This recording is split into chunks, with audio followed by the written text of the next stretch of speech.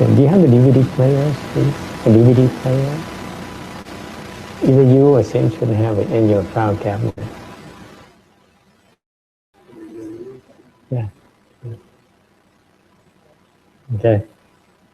Yeah. Nổi tiếng Việt Nam mà nói chuyện. Nghe trời.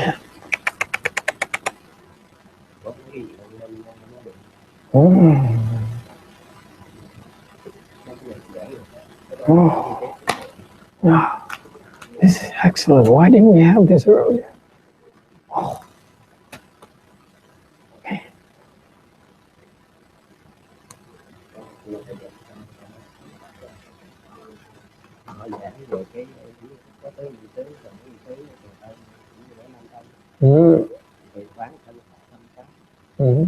Nếu người nào mà làm chi tiết mà đi tới 7 năm đã ăn đấy, không thể đổ cái một cái mọi cho cái nó ra cái thể cái ví dụ cái thân mình qua mắt anh để thấy nó hiện lên giống như giờ thợ bạc 6 thợ bạc làm ra ký giờ mình là 6 món mắt thanh để thắp thanh nhiều đổ để đừng có nhận nó là chân như mình hiện cái tướng nha.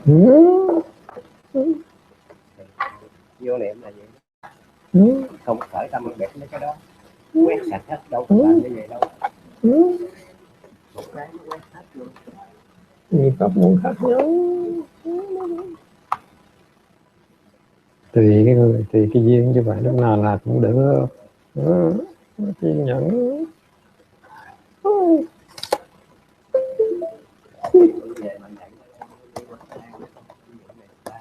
Mở 3 tháng rồi.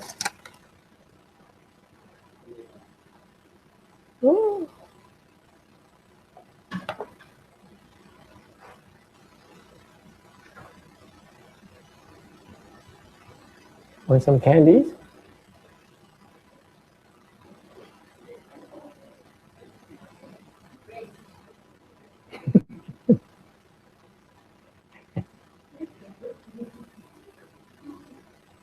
What? Did anyone say something bad about me?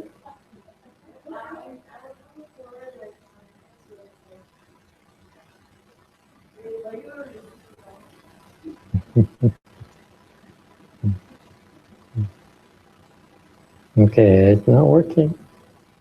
It's not working.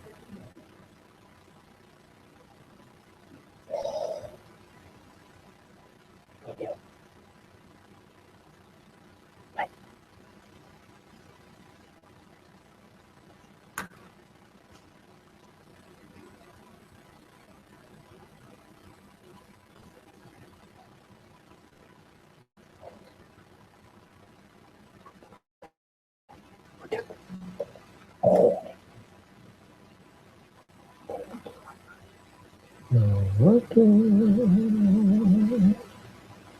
Oh.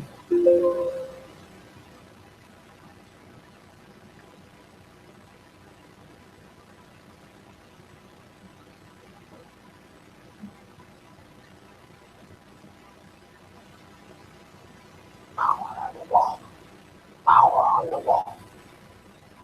Who's a terrorist?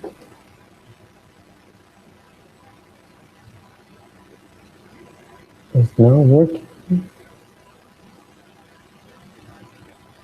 Oh, it's reading.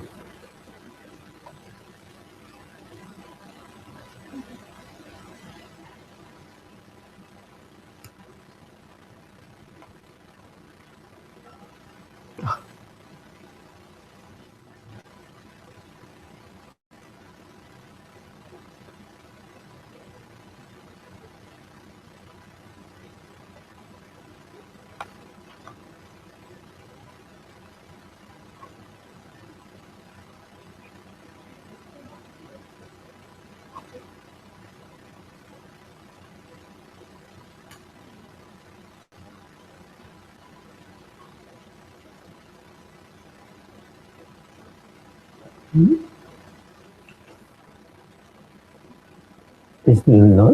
It's loading in a while. I think it's loading the video.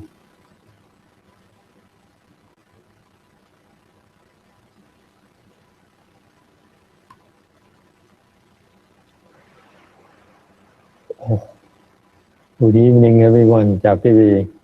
Tonight you are in luck. Tối nay quý vị may mắn dễ sợ. We have video for your entertainment, your continued entertainment, để tiếp tục khuây khỏa quý vị. We have a video, and Venu ChanQi has more than just tonight's video. Tonight we have, in addition, in the queue is a video on the 6th page chart. Có lục tổ hệ năng. Yeah. But tonight we have a video on a Myanmar master. Nên là tối nay có một cái video của thiền viện Phước Sơn. Same guy. It's a cousin of Shana's Korean monk. It looks the same. Cái ông thiền sư. This is a monk from Myanmar, and it looks amazingly the same as a Korean monk. Look to me, yeah. Wears glasses, mang kính, bố, and kind of a black skin. Da hơi đen nữa.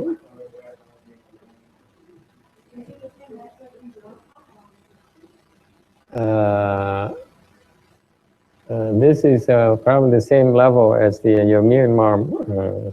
Okay. Anyway, so we tried to load the video, but God willing, it's not working yet.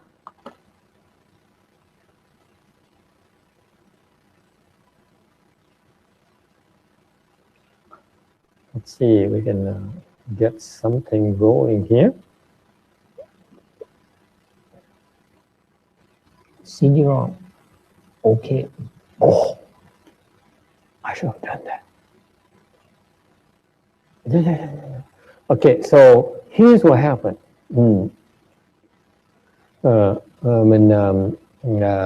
This is very simple. We have the introduction. Thì sẽ có giới thiệu cho quý vị biết.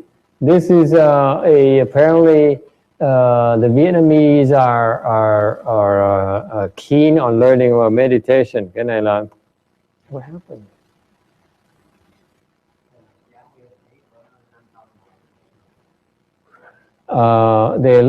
They're keen on inviting the meditation masters, the good ones, to come to Vietnam to educate them. Dân Việt Nam mình rất là hiếu khách, hiếu học. Thành ra họ chuyên môn thỉnh mấy thầy thiền sư mà giỏi tiếng từ xa tới về Việt Nam mà dạy thiền, huấn luyện thiền, mở thiền thấp. And how come I don't have anything here?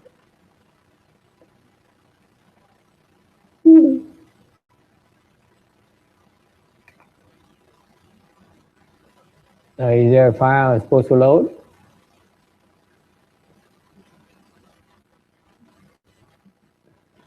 (2012) 2012.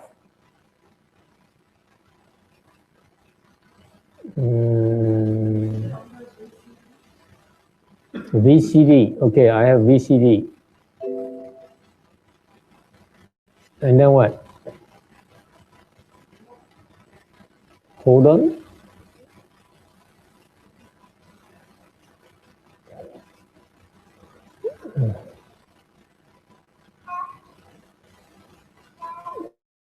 C9?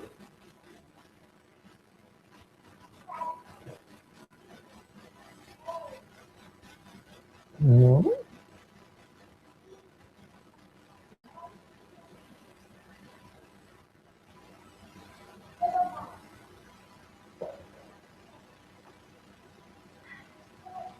Okay, I don't know how to navigate this. Someone has to help me out.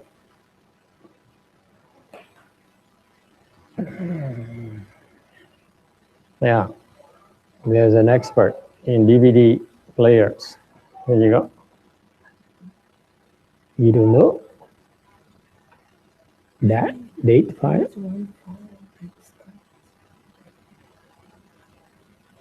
No.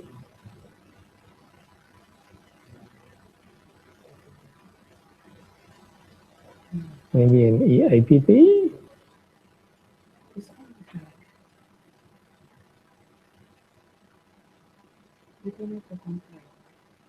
The what? The compleano. Compleano.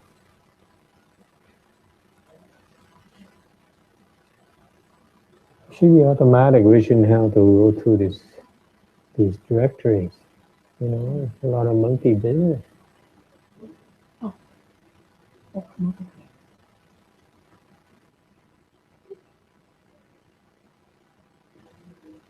Oh, you have Apple. You know, we Windows are different.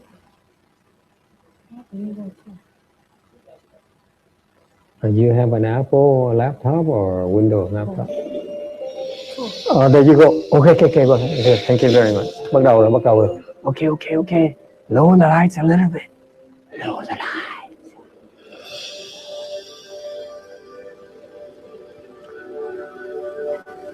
Yeah.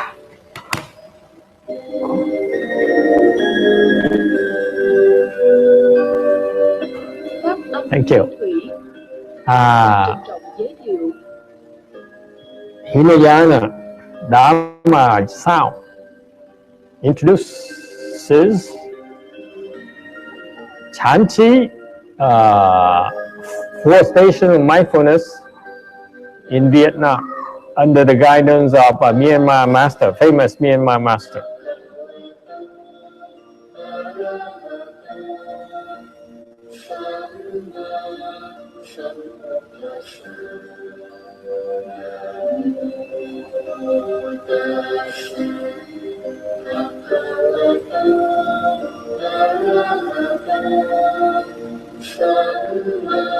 This is Pali chanting.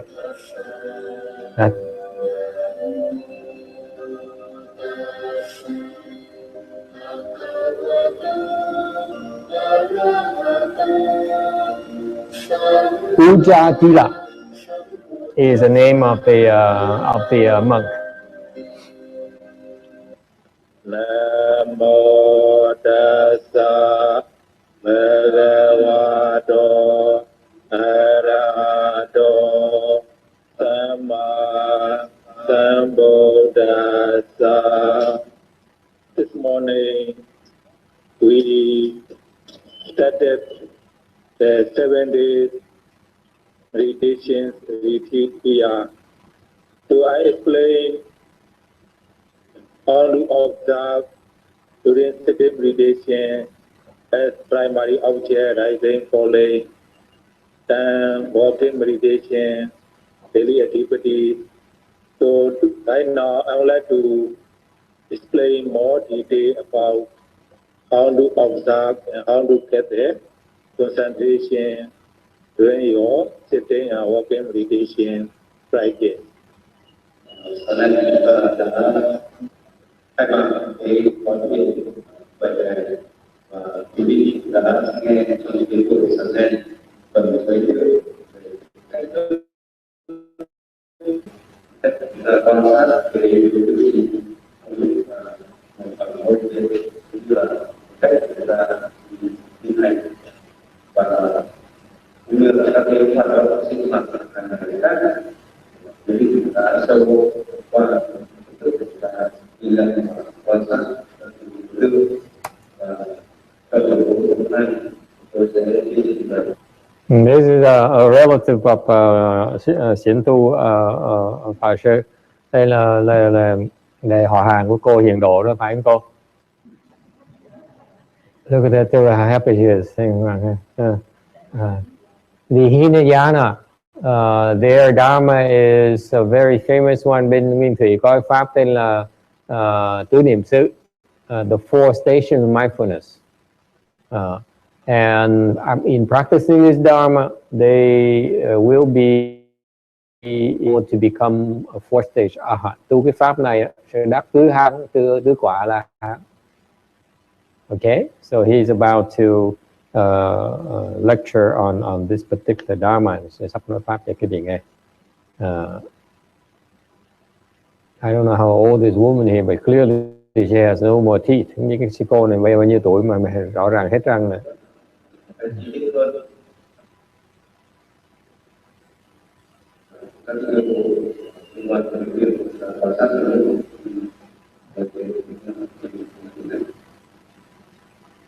when you practice vipassana, so in order to get the concentration, khanika samadhi, so temporary concentration, to get the temporary concentration is very important for yogi to gain the inside knowledge. So firstly, every yogi need to get the khanika samadhi, temporary concentration, in order to gain the vipassana. That's why the khanika samadhi is very important for yogi. That's why I'm going to explain how to get the khanika samadhi, the temporary concentration. Thứ nhất là cách chúng ta quan sát như vậy thì ở đây nó có một cái yếu tố đặc biệt quan trọng trong việc chúng ta hành trình chính xác, đó là việc phát triển định lực của chúng ta. Và cái định lực cho cái việc chúng ta quan sát như này trong hành trình chính xác chúng ta biết người ta đọc Kanika Samadhi. Kanika Samadhi ở đây tức là sát na định. Thì cái việc phát triển sát na định ở đây trong việc hành trình chính xác ở một điều này rất là quan trọng.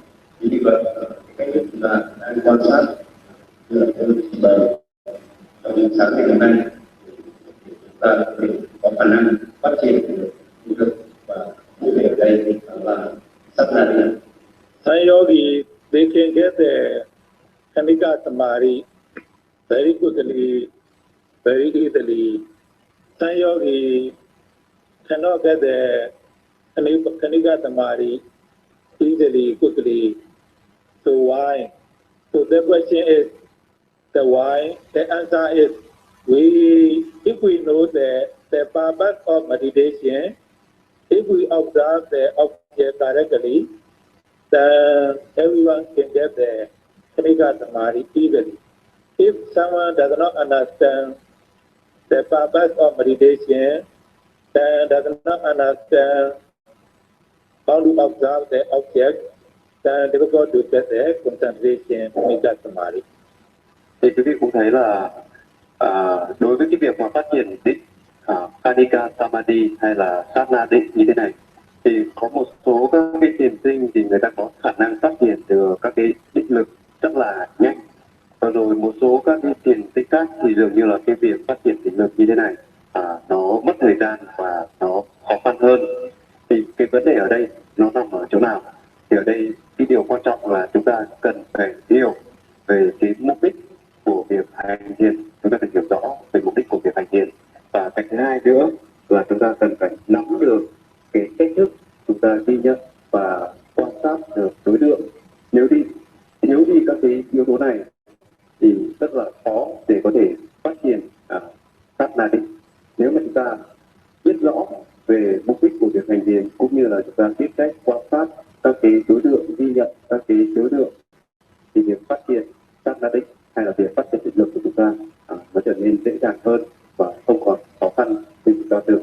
They seem to be talking about The yogi really need to understand the purpose of meditation and what to observe in order to enter samadhi. The kasana samadhi, they call it. Listen instruction very carefully. If you listen the instruction very carefully, then you understand the purpose of meditation, then everyone can gain the concentration and can gain the inside knowledge easily. Thì như vậy thì nếu mà chúng ta nắm được về cái mục đích của việc hành thiền, và ở đây là chúng ta lắng nghe một cách cẩn thận về hướng dẫn quan sát các cái đối tượng, cũng như là chúng ta thực hiện cái việc quan sát đó trong lúc chúng ta hành thiền, thì một điều tin chắc là quý vị sẽ đạt được cái quyết định sát na định ở đây một cách dễ dàng hơn. The purpose of meditation is we focus our body and mind. So we focus our body and mind. When we focus our body and mind, we see the nature of our body and mind. Literally, our body, so he, ko, pain, itchy, comfortable, uncomfortable. Mind literally go here and then thinking, upset, angry, worry, sometimes peaceful, sukha, sometimes not peaceful, dukkha. So when we observe our body and mind, we see those kind of the nature of the body and mind. Then the expectation is just observe, just aware of, just notice. Then you don't need to ask why, what happened, how. So if you ask the what, how, why, so then you cannot get the concentration, you cannot get the insight knowledge because the yogi do not understand their purpose of meditation and do not understand their own object. Thế thì cái mục đích người Việt Nam nghe có hiểu như Vietnamese? Can you hear this?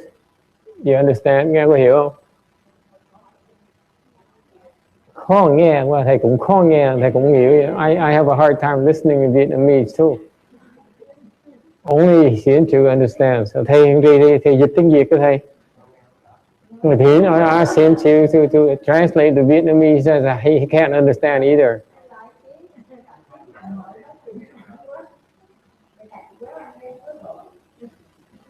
Shall we skip and move to the Six Patriarchs video? No? No? You prefer Chinese over Myanmar? Quý vị thích coi phim Miến Điện hay là phim Tàu? It's hard to understand. He's basically saying, I think I'm guessing. He looks so serious. He says that the purpose of meditation is to focus your body and mind. Ông thầy ông giảng là cái mục đích của thiền là để chú tâm cái tâm và cái thân. And what do you do? You observe what happens in your body and mind. Mình quan sát những xảy ra trên thân với cái tâm của mình. Okay, and you don't you don't ask why. You don't đừng có try to understand, đừng có tìm hiểu, đừng có hỏi tại sao. Okay, and that's what you're supposed to do. Just observe, do nothing, chỉ quan sát thôi, đừng có làm gì hết. So far so good. That's all I got. Của cái việc hành vi của chúng ta ở đây đó là gì? Chúng ta cần phải ngay từ đầu chúng ta có một cách rõ ràng trong cái việc quan sát của mình. Thì ở đây tức là chúng ta quan sát các cái tiến trình trên thân và tâm của mình. Và trong quá trình mà chúng ta quan sát các cái hiện tượng, các cái tiến trình xảy ra trên thân và tâm, thì quý vị thấy là nó bộc lộ các cái bản chất, bộc lộ các cái đặc tính tự nhiên của nó. And when you observe your body and mind, it will reveal itself, its characteristics, its nature. Lúc mà quan sát cái thân với tâm mình đó, thì quý vị sẽ thấy được cái bản tính của nó, cái thể chất của nó. Okay. You know this is mostly Hinayana people, huh? Như cái nhóm toàn là người thiền thì tiểu thừa không hả? Only a small number from nuns from Mahayana are here. Okay. The dress is different. Họ mặc áo quần khác. Sau khi chúng ta quan sát như vậy thì chúng ta sẽ thấy là trên thân cũng như tâm chúng ta nó có những cái hiện tượng như là nóng, là lạnh, là cứng, là mềm, là đau, nhức, ngứa. So when you observe it, you will see that your body has a characteristic like it's hot, it's cold, it is stiff, it is flexible, and so on. Rồi là tâm của chúng ta, cái bản chất của nó là gì?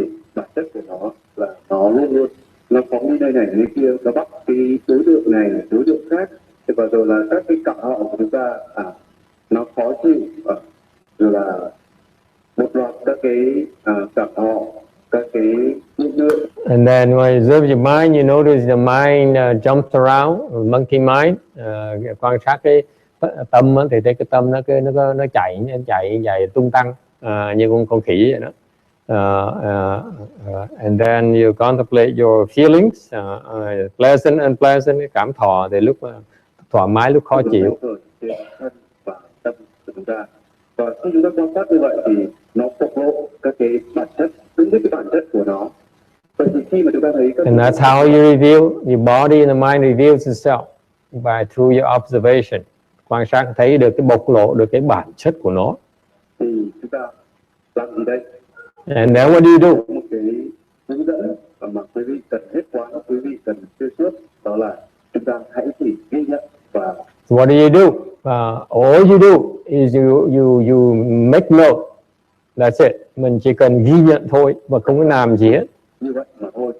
Từ đó có nghĩa là chúng ta quan sát đúng với cái bản chất mà nó đang xảy ra, mà chúng ta không đặt ra các cái câu hỏi chẳng hạn như là tại sao nó lại như thế, và rồi là nguyên nhân gì, vân vân. Vì nếu mà chúng ta đặt ra những Make sure you don't ask why and what's the reason. Không nên hỏi tại sao, nguyên nhân thế nào, vân vân.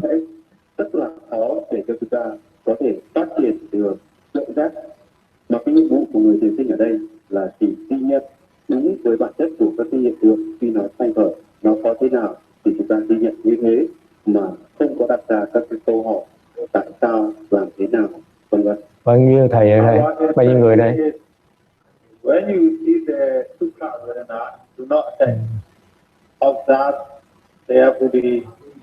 When you see the dukkha vedana, do not complain, observe carefully. Fully air conditioned, unlike Blue Mountain, and heated. Cannot be there. We can set the yogi to change the position, but you should try to know that.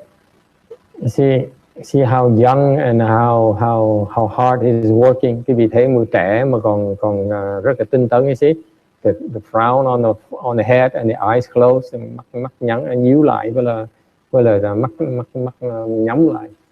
See that? Okay. Working very hard, đừng rất là hao sức. Lecturing for all of us. Nói pháp cho cái vị nghe. Pray as much as you can. If you cannot be there, you can change your position with the mindfulness. Cái gì ở đây quý vị sẽ thấy là một cái điều mà hầu như các cái thiền sinh của chúng ta đều gặp phải, đó là các cái cảm họ.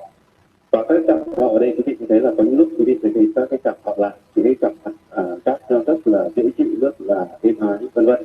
Và nếu mà các cái cảm họ là nó thay đổi như vậy thì chúng ta cũng đừng dính mắc tới các cái cảm họ đó. Và rồi không phải lúc nào nó cũng là cảm họ là, có những lúc là các cái cảm giác nó khó chịu, thay đổi, những cái đau, cái nhức, cái ngứa, cái mỏi, vân vân. Và nếu mà cái cảm họ khổ đó, đây là nó cái cảm họ khổ, nó thay đổi, thì chúng ta cũng đừng có phàn nàn, chúng ta cũng đừng có chống đối với nó, và chúng ta hãy kiên nhẫn, chúng ta nhẫn nại, chúng ta quan sát. Và để rồi nếu như mà quý vị thấy là cái cảm họ đó nó tiếp tục nó tăng lên đến một lúc mà chúng ta cảm giác là không còn có thể chịu đựng được nữa, thì lúc này là chúng ta cần thay đổi cái tư thế của mình, chúng ta cần dừng chân chẳng hạn. Và cái vị lúc mà lúc mà quan sát sẽ thấy những cái cảm giác lạnh hoặc là nóng, rồi khó chịu hoặc là thoải mái. Khi mà nó khó chịu quá thì cũng có thể đổi chân. He says that now, of course, when you sit there, feelings will arise, the pleasant feelings, unpleasant feelings. What you do, you observe them. For example, the unpleasant feelings, you should bear with it. And if you get to the point where you can't bear it anymore, you should change position. Okay? Ngay cả cái việc mà chúng ta đổi chân như vậy thì quý vị hãy làm một cách từ từ, chậm chậm. And change position in mindfulness, đổi chân trong cái chánh niệm.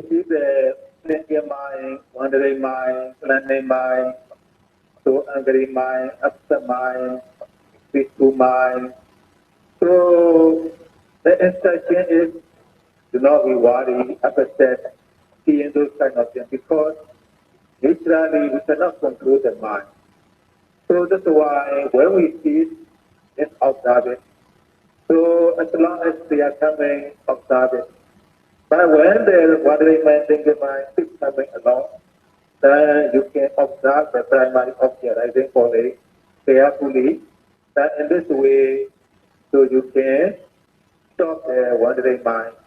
So means, so wandering mind, you can observe until stop, or you can observe the wandering mind as long as you can. So when the wandering mind keeps coming along, then you don't need to worry, just go to the primary object.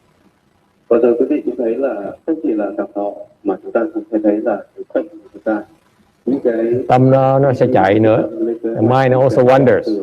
So it's observe. những cái trạng thái tâm tham, tâm sân, All these various thoughts of angry, greed, and so on. Tâm tham, sân si. Thì cho dù là bất kỳ các cái trạng thái tâm nào nó thay đổi, Whatever mind it is, không có quá lo lắng.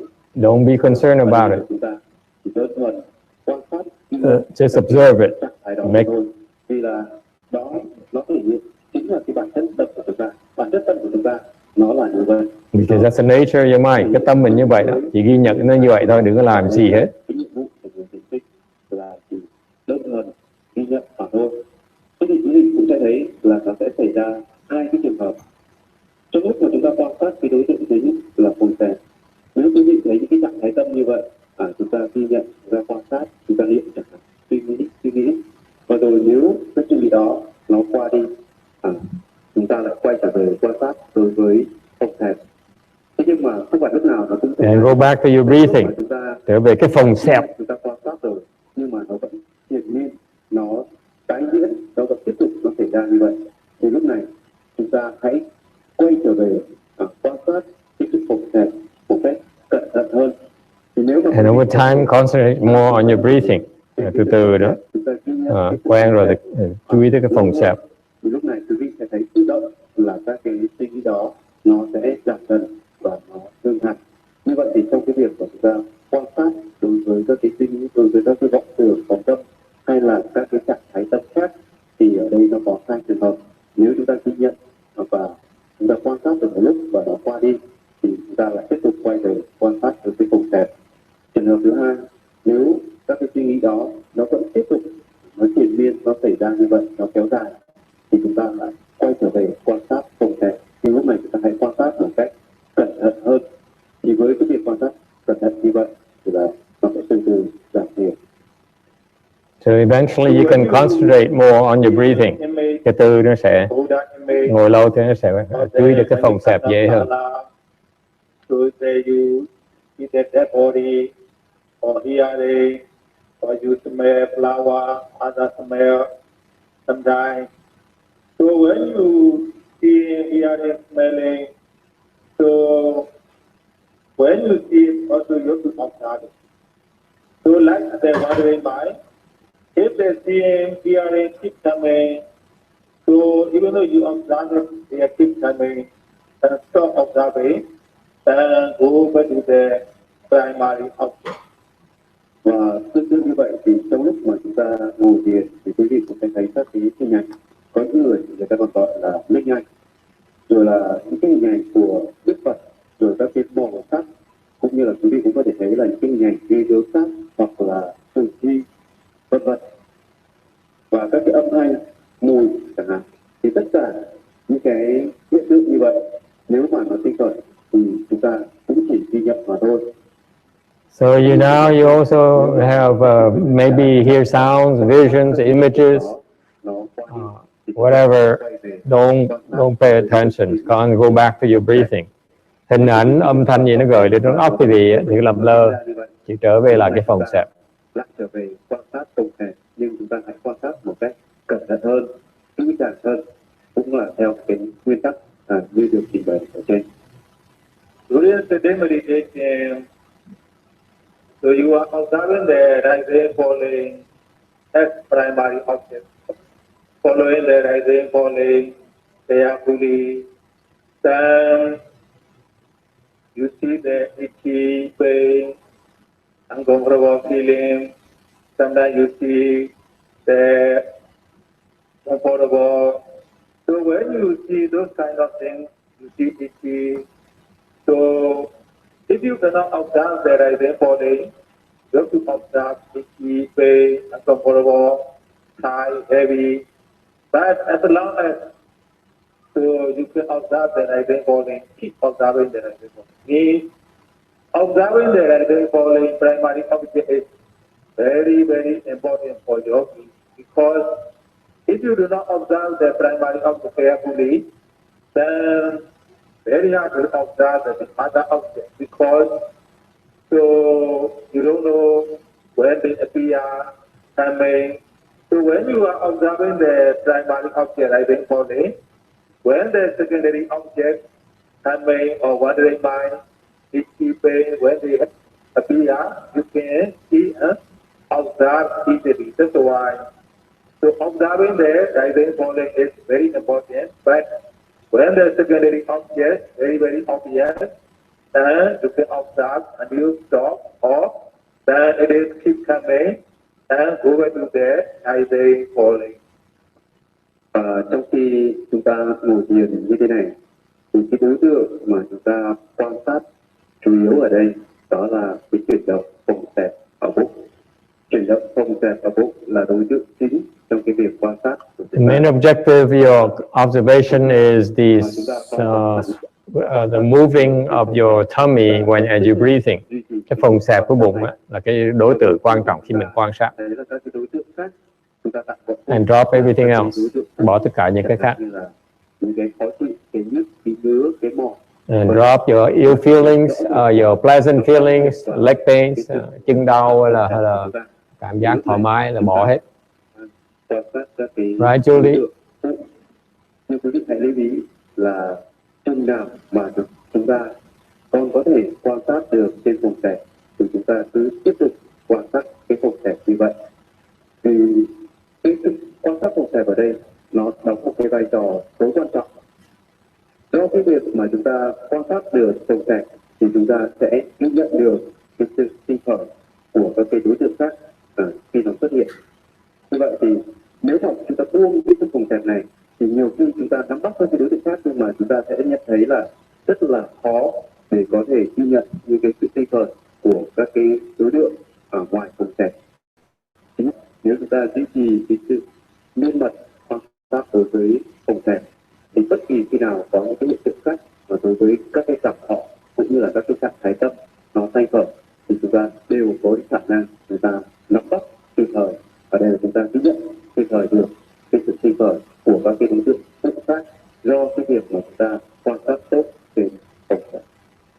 During the meditation, yogi should not stop the observing the object, thinking someday, so I am observing the right or wrong, what should I observe? If the yogi stop thinking, so the connotation already is clear. So then very hard to expect. That's why during the observing the object, I didn't falling as primary object, when the secondary object coming observing, that is in the four foundation of mindfulness continuously, without taking break, without the thinking, without analyzing, observe one with another, then your concentration gradually will improve. Thì quý vị cũng biết là ở đây chúng ta sử dụng cái đối tượng chính là phồng xẹp.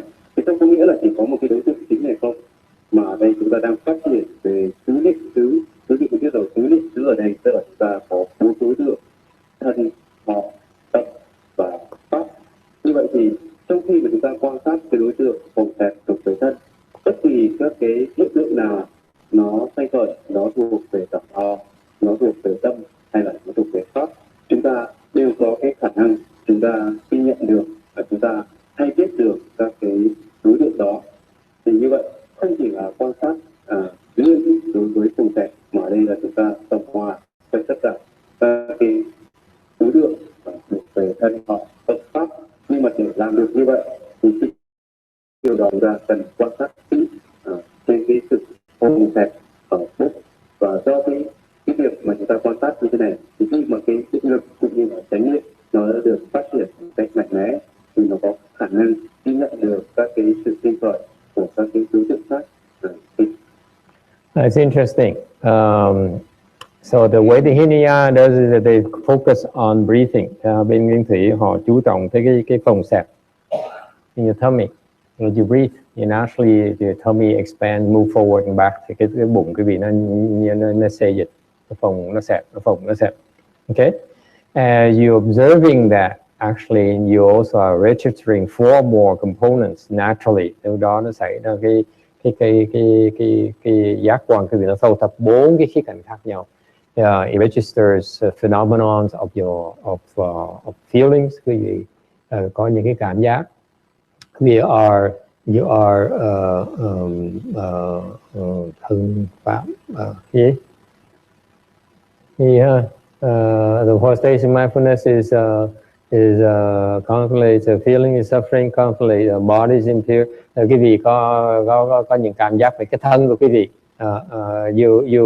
You aware what happens to your body. You aware what happens to your mind. Quý vị đang biết chuyện cái xảy ra tâm quý vị. Okay. Contemplate what is it? The fourth stage of mindfulness. The body is impure. The feelings of suffering. The mind is impermanent, and the Dharma has no self. Và những cái pháp. Okay. Anything else is called Dharma. Okay. So far, so good. So this is actually, as you focus on your breathing, you aware that all these thoughts actually pertain to those 4 aspects of body, mind, feeling, and the dharmas. Okay? Thì cái phòng xẹp quý vị nó dẫn quý vị qua có thể chia ra những cái ý thức được về cái thân, tâm, cái cảm thọ và những cái pháp. Any questions? Ai thắc mắc không? It's clear, right? Hey, we Chan people, it should be clear to you. Mình tu thiền cả thiền thất cả 6 tuần. It's been 6 weeks now. You better understand this. Yes? Okay.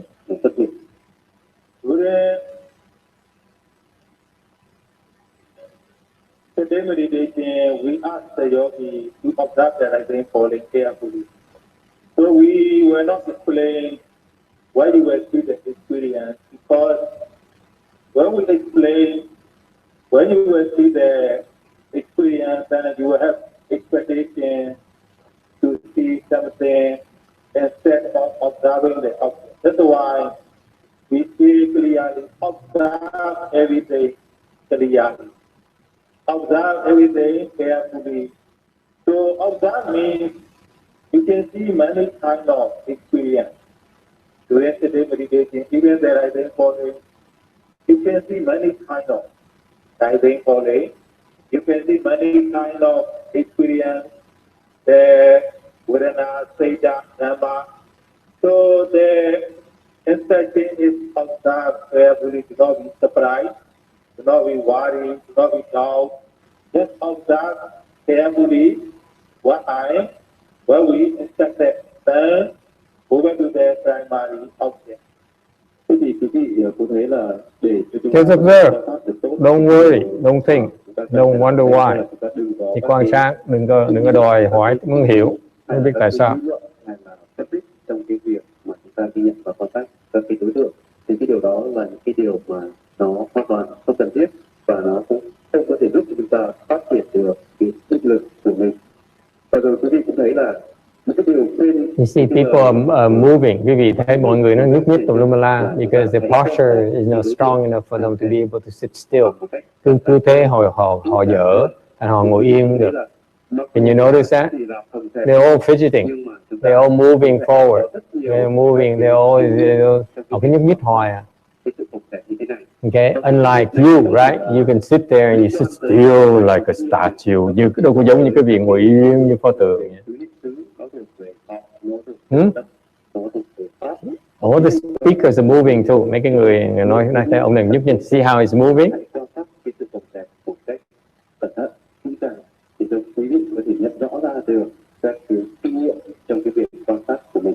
See, they're all fidgeting. Sometimes we use the word. It's moving right here. So I đang đụng đầy. So when you count the money, so sometimes you count the money 1, 2, 3. Sometimes you count the money finally. But most important is when we finish correctly, you can count or not. Clearing the 1, 2, 3 or you count the money finally is sometimes not important.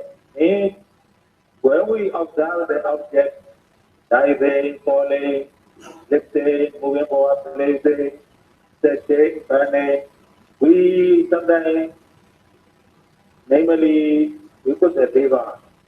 Sometimes we don't put the lever, we just observe the world. So means if you are very familiar with the lever leg, rising, falling, you are pretty hard, observe, and stay deep, rising, falling, lifting, moving forward. You do your confidence, you can know the with lever leg, rising, falling. But if you are very comfortable, just observe the object without any lever leg, you can see the object, so you can do it without any lever leg. That's why you should not be confused those kind of things. Observing, noting, lever leg. The most important thing is seeing the object is more important. Thì có rất nhiều quý vị cũng thấy ở đây là chúng tôi hay dùng cái từ niệm. Thì có những lúc thì chúng ta thấy là quan sát, rồi ghi nhận, rồi hay biết. Thế vậy thì trong cái trường hợp này như thế nào? Thì ở đây tôi cũng xin đưa ra cho quý vị một cái ví dụ, chẳng hạn là quý vị thấy là bán hàng, người ta hay có cái cọc tiền để người ta đếm tiền. Thế thì khi mà người ta đếm tiền thì có những người ta đếm thành tiếng, 1 đồng, 2 đồng, 3 đồng, vân vân. Thế rồi có những người thì người ta không cần phải đếm thành tiếng, người ta đếm thầm ở trong đầu. Nhưng mà cho dù là đếm hết ra lời thành tiếng hay là chúng ta đếm thầm ở trong đầu, thì cái điều quan trọng là sau khi mà đã kết thúc cái việc đếm cái cọc tiền đó là chúng ta luôn luôn có được một cái con số chính xác, không bị nhầm lẫn. Thì ở đây cái việc mà không bị nhầm lẫn cái sự quan sát chính xác đó nó đóng vai trò quan trọng, chứ không phải là việc là chúng ta niệm, chúng ta thốt ra thành lời, hay là chúng ta im lặng, chúng ta quan sát, chúng ta hay biết. Thì đối với một số người thì người ta cảm giác là nó dễ dàng hơn trong cái việc là người ta biết, hay là còn có một cái khác nữa là người ta đặt tên cho các cái hiện tượng đó, chẳng hạn như là suy nghĩ hay là đau chẳng hạn. Thì có những người sẽ quen với cái cách như vậy. Thế nhưng mà có những người thì người ta có thể quan sát, người ta ghi nhận và người ta hay biết cái hiện tượng xảy ra. Nhưng mà cho dù là chúng ta niệm hay là chúng ta im lặng, chúng ta quan sát, thì cái mấu chốt ở đây là chúng ta ghi nhận đúng với cái đối tượng, đúng với các hiện tượng khi mà nó đang xảy ra, chứ không phải là cái việc mà chúng ta niệm hay là chúng ta im lặng, chúng ta quan sát, chúng ta hay biết, chúng ta ghi nhận đối tượng. Cái vấn đề ở đây là chúng ta nắm bắt được chính xác cái đối tượng mà nó đang thành tựu. So whenever yogi practice Nonsense instruction. Then after yogi finish the day, Tầm bày không cần biết. do not forget practice the mindfulness. All those standing, walking meditation, so everything, so you have to observe it. If you observe carefully everything, gradually your concentration mindfulness is better and better improving. Of course, no one is perfect. You cannot observe that object perfectly. You can still need to observe the four foundations of mindfulness. Sometimes they observe the kaya, body. Sometimes observe the vedana, feeling. Sometimes observe the mind. Sometimes observe the general object, seeing, hearing. If you keep observing the four foundations of mindfulness, then your concentration, mindfulness, gradually improve from 1 day to 2 days, you can see clearly. Then you pay attention to the observation of the breathing or the 4 aspects of body, mind, feeling, And the Dharma then is called mindfulness. Thế quý vị chỉ cần chú ý tới cái phòng xẹp, và chú ý tới cái niệm xứ đó là tân thâm, tâm thâm với là tân thâm, thân tân.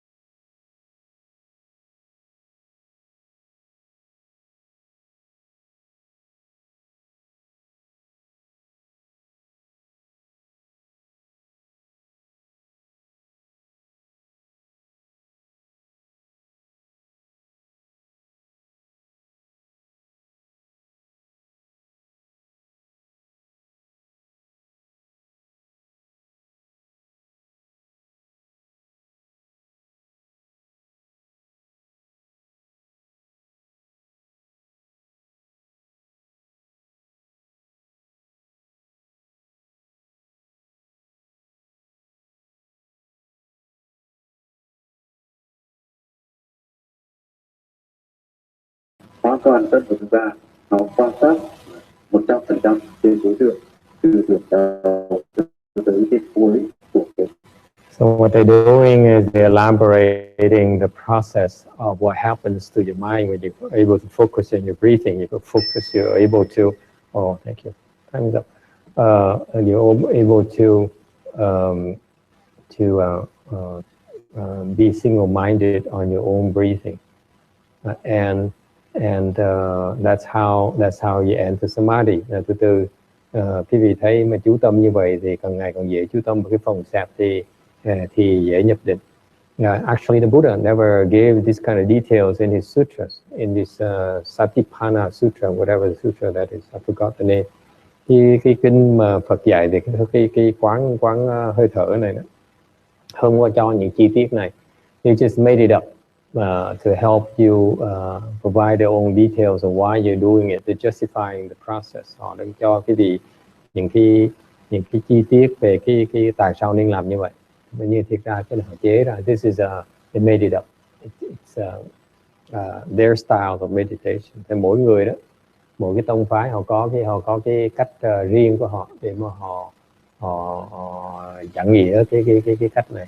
So each of them they have their own ways of explaining to you why you're doing it, justifying this. Từ đầu cho tới điểm cuối của cái thẻ. Và như vậy có nghĩa là chúng ta đã đạt được cái sát na đích, Kanika Samadhi. Và tương tự như vậy, trong lúc chúng ta đi kinh hành, chúng ta cũng ghi nhận cái phước đi của mình. Mới đầu thì quý vị ghi nhận phải trái rồi lỡ đạo. So you're aware of everything as you're sitting or as you're walking, and increased concentration is called samadhi. I'm not so sure about that. Nó lên vào nữa, và như vậy là chúng ta đã thiết lập được sát na định trong cái việc mà chúng ta quan sát lúc đi kinh hành. Như vậy lúc buổi chiều chúng ta đạt được sát na định, và cũng trong khi đi kinh hành thì đó nó tiếp tục được duy trì. Những cái vị duy trì được theo chú ý được hơi thở như vậy, theo nói là khi nhập định. Phải biết rõ ràng như vậy.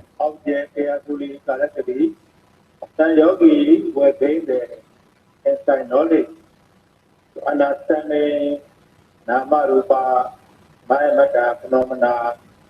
So in order to gain the inside knowledge, also need to observe object carefully. So there can be many meditation experience, both body and mind.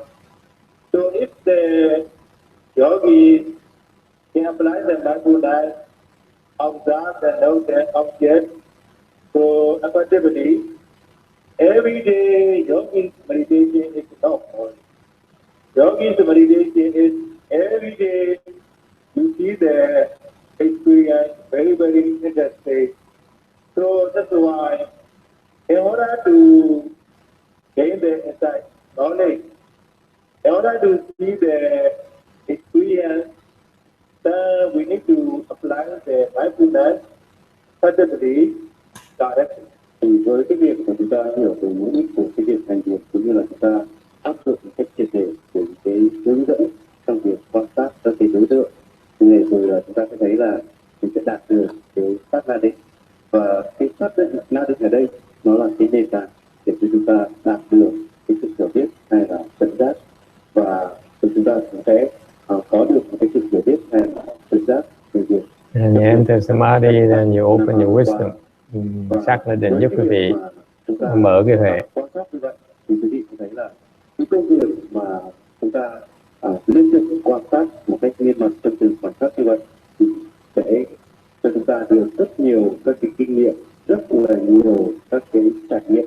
Mặc dù là chúng ta chỉ có quan sát một cái việc phòng hay là một cái việc cảnh thôi, nhưng mà chỉ biết trong cái việc quan sát đó nó cho chúng ta rất nhiều các kinh nghiệm mà không hề có một cái sự buồn chán nào. Tức là này chúng ta luôn luôn có một cái sự thích thú trong cái việc quan sát đó.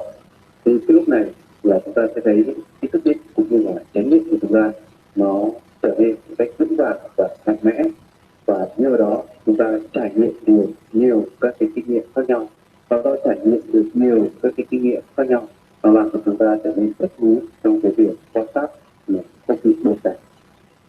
When you gain the Kanika Samadhi, then when you gain the insight knowledge, then more and more you gain the leader, the knowing, understanding the constant effect, to knowing the nature, yoga, anatta.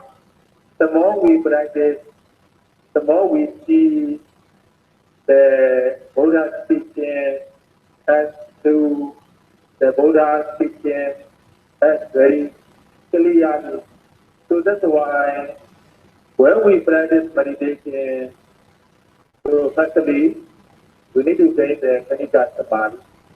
Then later, we need to gain the insight knowledge one by one. Then meditation will be our best friend.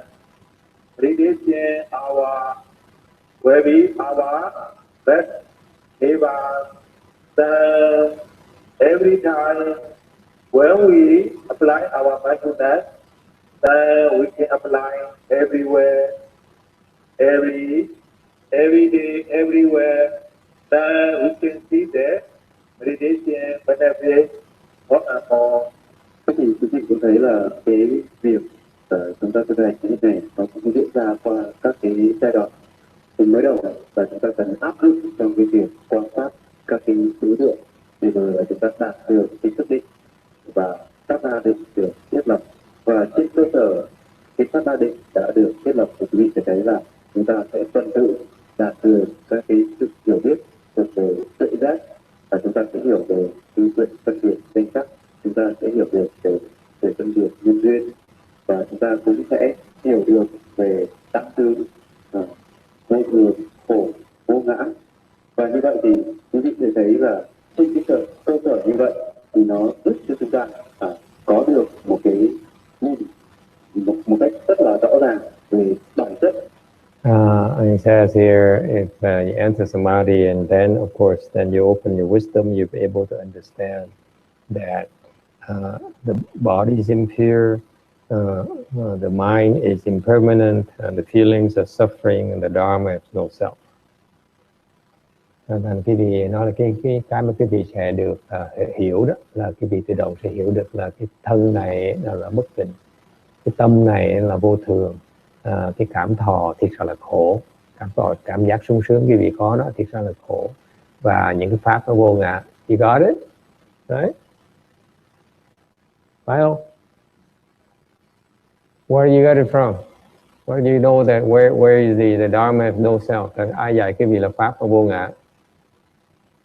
There's a missing link here somewhere. Không ai, they make you aware of these concepts, but for most foreigners, for most people, they don't know what those concepts are. Thì cái này là mấy cái khái niệm là đâu có ai dạy quý vị cho quý vị biết được. Okay? Anyway. Của các cái hiện tượng khi nó sẽ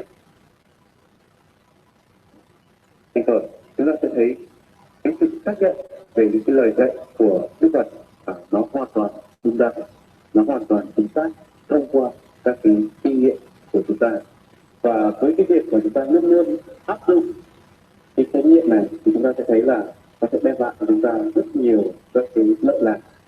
Bất kỳ khi nào chúng ta áp dụng kinh nghiệm, bất kỳ khi nào, bất kỳ lúc nào, cái việc chúng ta áp dụng. See, the master is always close his eyes. Ông sư ông nhắm mắt hoài so that he can focus. So he's not distracted by what he looks in, what he sees in front of him, by the audience. Ông thầy ông nhắm mắt lại để khỏi bị chi phối vì cái người ngồi ở trước.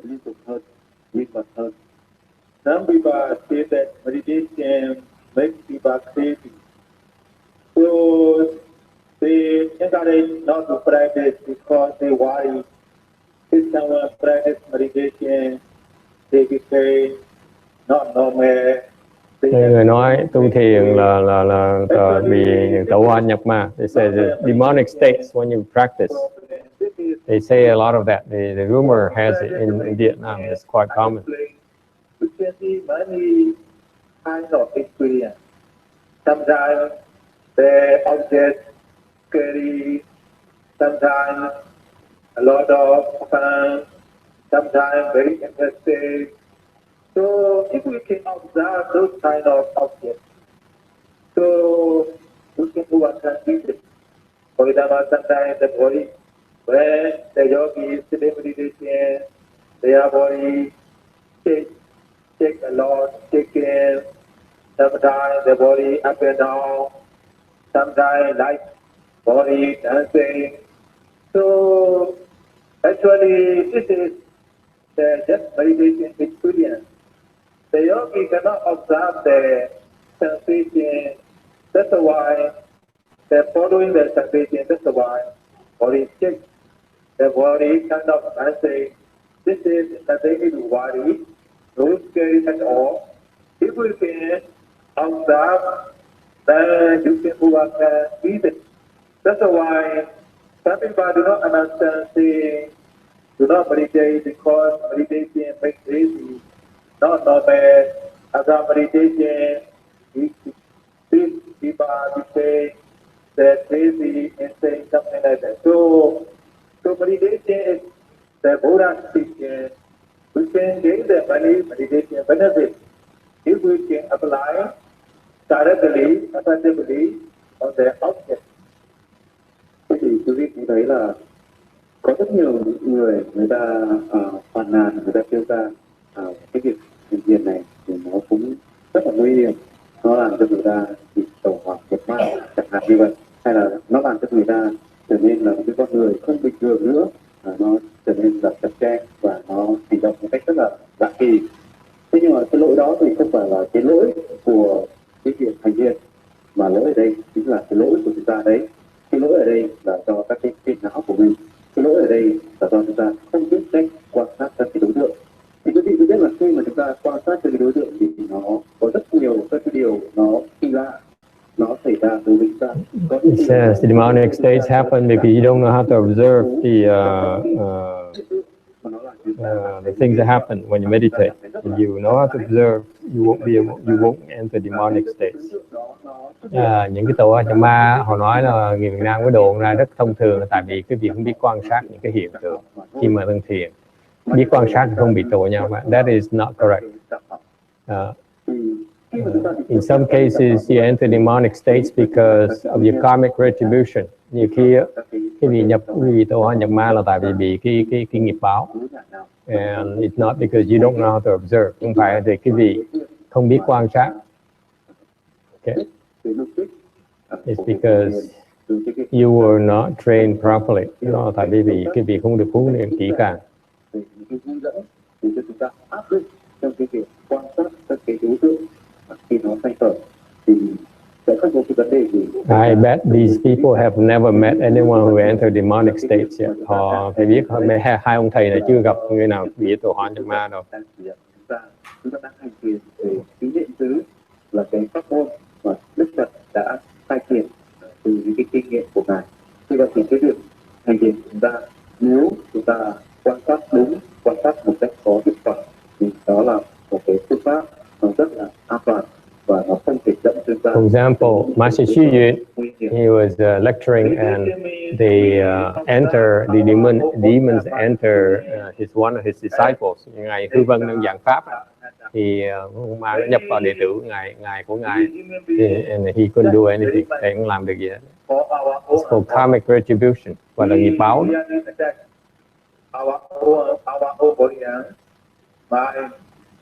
So seeing the nature, dukkha, anatta, sometimes some people, it's not ready to see nature, dukkha, anatta, because we attack our own body and mind very strongly. So then we attack our own body and mind very strongly. If something happens, so we worry very much. So during meditation, we stop. Then something wrong, so we worry. So when we see something that we scare, so we cannot observe the scare always follow us. So then we cannot sleep. So because the reason is human beings, all beings, attack the body and mind very, very strongly. That's why when they see their sun experience, they worry for their body and mind, for their life. So then they don't know how to observe it. They stop the meditation. If we observe the object carefully, every object, nature, dukkha, anatta, we can overcome. No object is permanent. Every object we can overcome.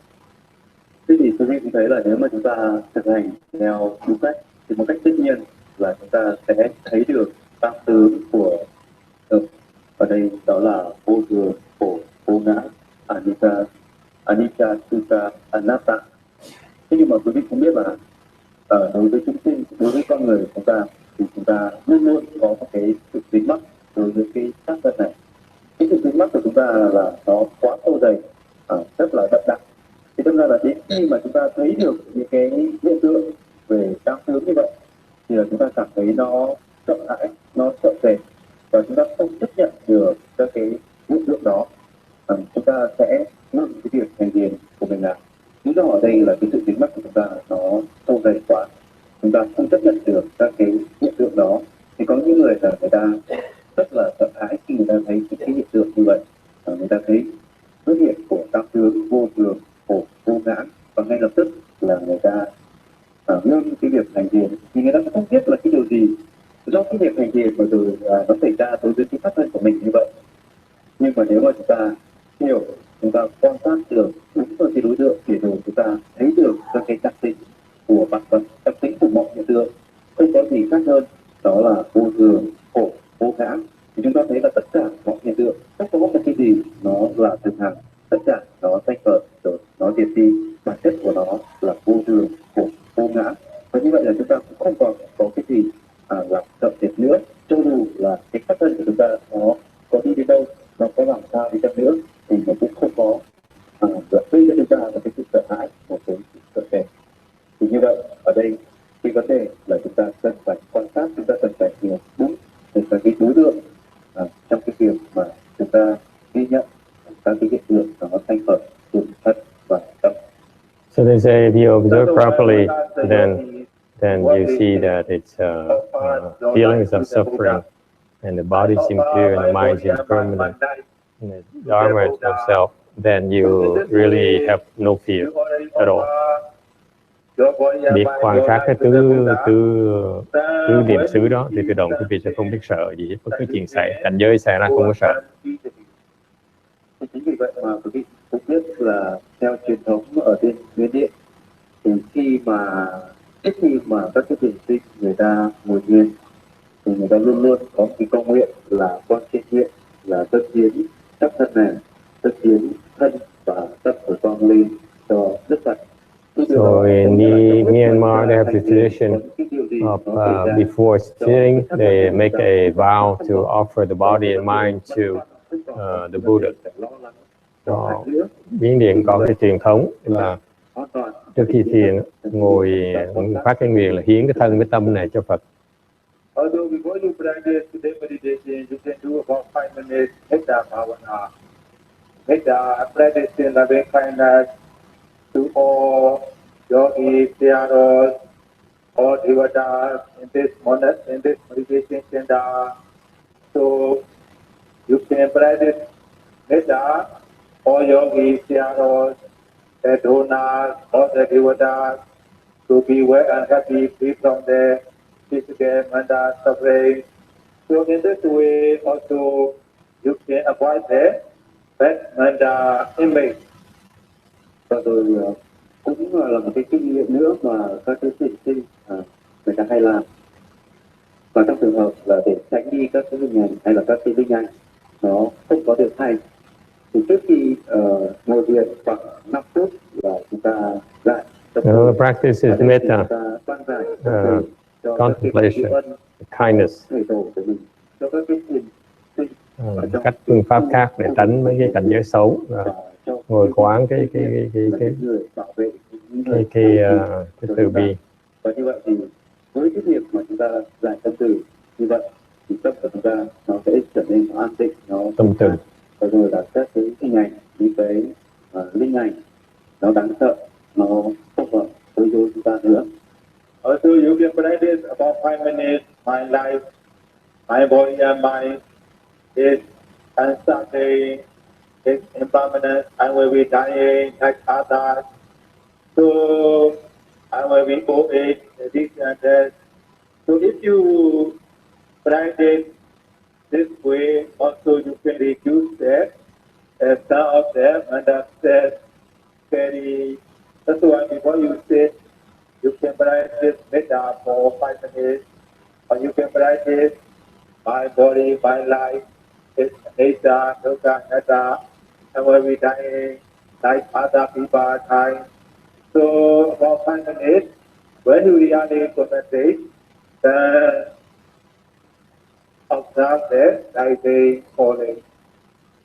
Ở đây quý vị cũng có thể thấy là chúng ta có thể áp dụng trong cái việc mà chúng ta quan tưởng về cái quan trọng của chúng ta. Các con này chúng ta có sinh ra rồi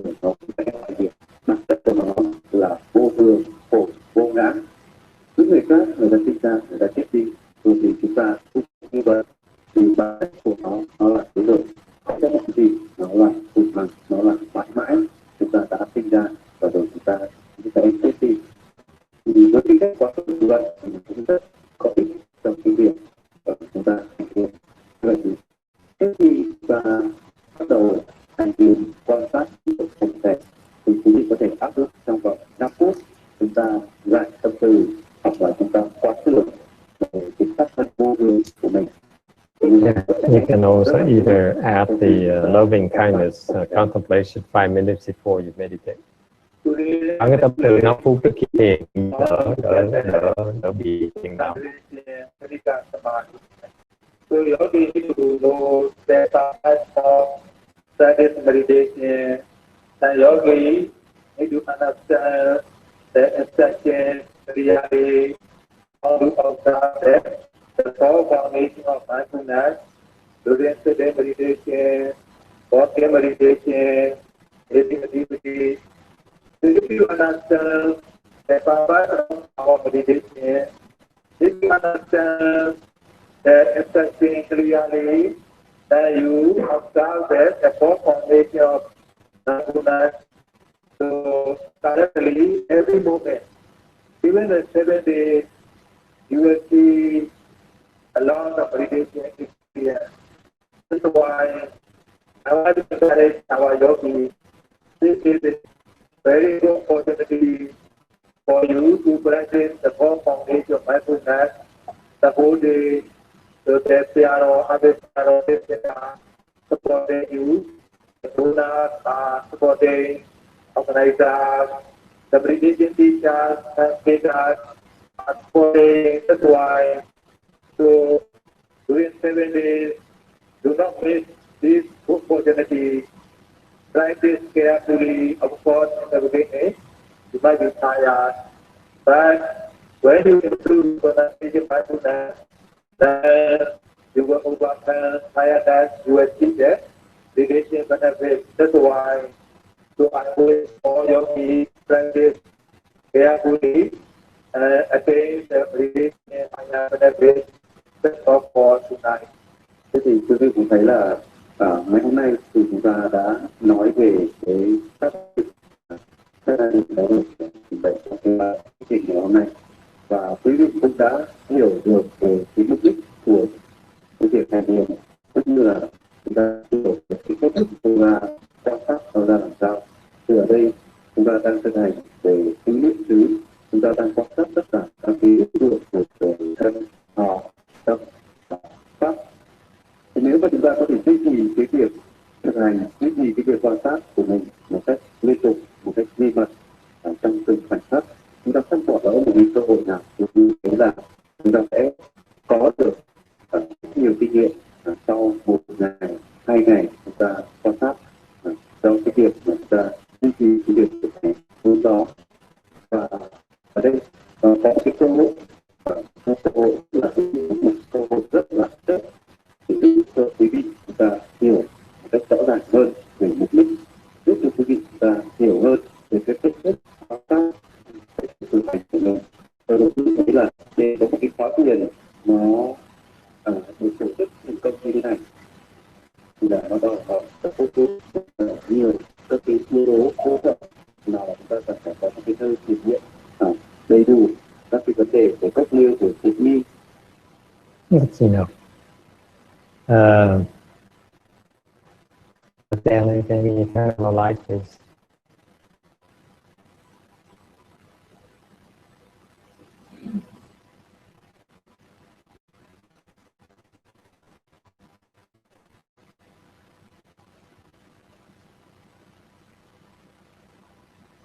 What do you think? Now you know all there is to know about Hinayana meditation. Thì phải biết về cái thiền tông, Nam tông thực thiền là sao đó. Okay. What's your impression? Quý vị nghĩ sao? Cô con ơi. Nghĩ sao? Nghĩ đã rồi. He says, I'm sleeping. I slept very well. Anyone else? Ai có ý kiến gì không? Ai muốn phát biểu ý kiến gì không? Anyone would like to make a comment or observation? What did you observe? Quý vị quan sát cái gì được? Yes.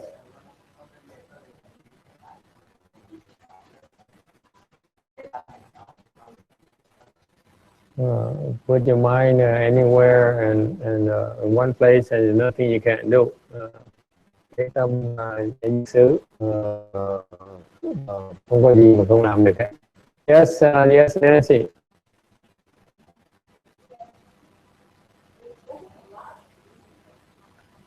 Yeah, the main because their meditation sutra, the basis of meditation is that mindfulness meditation, mindfulness of the breathing. Bên Nguyên Thụy họ chú trọng về cái hơi thở, tại vì cái kinh chính của họ đó là kinh mà Đức Phật dạy về cái quán hơi thở, đó là cái nền tảng của cái phương pháp thiền của họ. Because their the basis of their meditation practice is mindfulness of breathing, as the Buddha explained in that sutta. Okay. Anyone else? Yes.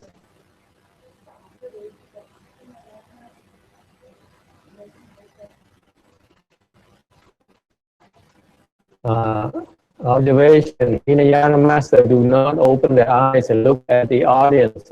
Mấy thầy thiền sư đó không có mở mắt ra mà nhìn khán thính giả.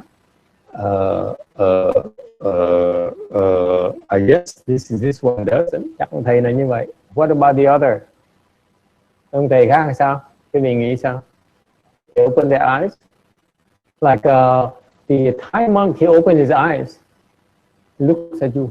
Như ông sư Thái Lan, the good friend of Venerable Children, her second master, ông sư phụ thứ nhiều, sư cô Hiền Nhẫn đó, ông mở mắt ra, ông nhìn cái việc ông cười khà khà hoài. He always look at you and smiles. So that's a Thai style. This is Myanmar style. Những điểm là nhắm mắt lại. Yes. Who look at it directly? No, he looks directly at you. Yeah. He doesn't look directly at you. He looks directly at me all the time. Maybe not to women. Huh? What do you think? Như ông chùa sư Thái Lan như không nhìn thẳng cái cô này, cho nên ông nhìn thẳng thầy Hòa này. Yes. Hey, the Korean monk in the mountain, does he look directly at you? Yeah. The Myanmar people, they Myanmar style look directly at you. Thẳng cái gì. Anyone else? What did you learn? Cái gì học được cái gì?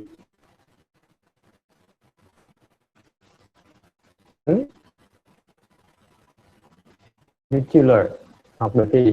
Come on, we spend an hour educating you about meditation. Bỏ khi giờ một tiếng đồng hồ để giảng cái về thiền tông, thiền thừa. Học được cái gì? Yes. Seems too complicated. Okay, phức tạp quá.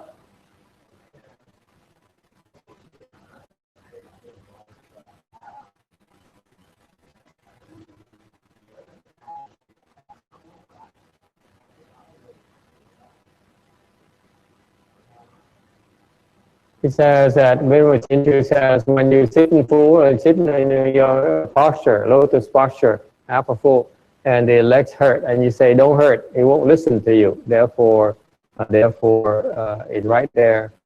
You have no self. Cái đó thì nói cái gì ngồi xếp bằng bán nhà kiết già đó mà chân nó đau mà nói chân đừng đau, nó không nghe lời, nó vẫn đau như thường. Cái đó chứng minh là cái đó vô ngã.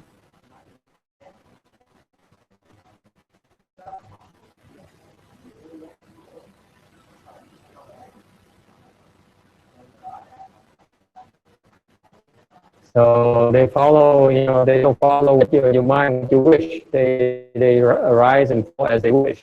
Okay. Cái cảm thọ nó lên xuống, nó sinh nó khởi, nó tùy ý nó, nhưng không phải tùy ý cái gì.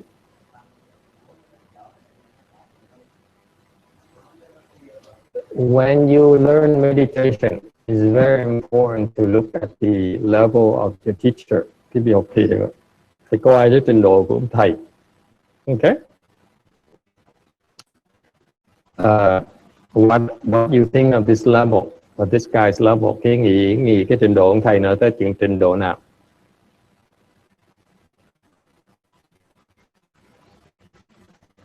Not high. Why did you say that? Cô này cô nói không có cao lắm. Why did you say that? Really? You Koreans have such a low opinion of Myanmar people. Yes. Why do you think it's not high? Why? What are indicators? Tại sao không cao? He says, Vietnamese are so discriminatory. Tiếng Việt Nam cũng thêm người vậy. His eyes is always is moving. Mắt, and he goes like, he has to constantly close his eyes, and there's a surround here. Is so much strain here. Cái gồng ở đây này. And then the eyes is because he want to open the eye, want to open. No, don't open. Ông gồng này. When he's lecturing, he's speaking Dharma. He has to strain his face. Okay, to concentrate. Don't open your eyes. Okay, don't look at the guy in front of you. Okay. Anything else? More than 1.5 lotus, but that's a good posture. Ask your wife.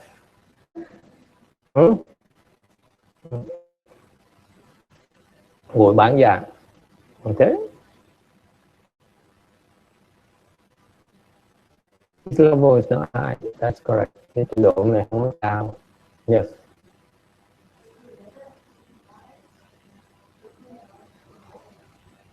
If you open your eyes, it shouldn't bother you. If your level is high, cái trình độ cao, mở mắt không sao. I don't know what it's like to have a high level meditation. So I open my eyes because I like to look at people. That's all. Look at people tell me how to react to my Espanol. Người ta mở mắt nhìn người ta, mình mới biết người ta phản ứng ra sao, chứ còn mình nhắm cái mắt như vậy mình you know, you look like this, you know, then how know it's the enjoying your joke. Mình nhắm mắt hoài trong biết người ta thích cái chịu khô hài của mình, you know. Yes, go in. She says closing eyes like that is clearly an indicator in samadhi. Rõ ràng ông nhắm mắt là ông nhập định đó. Cô Thân Hương.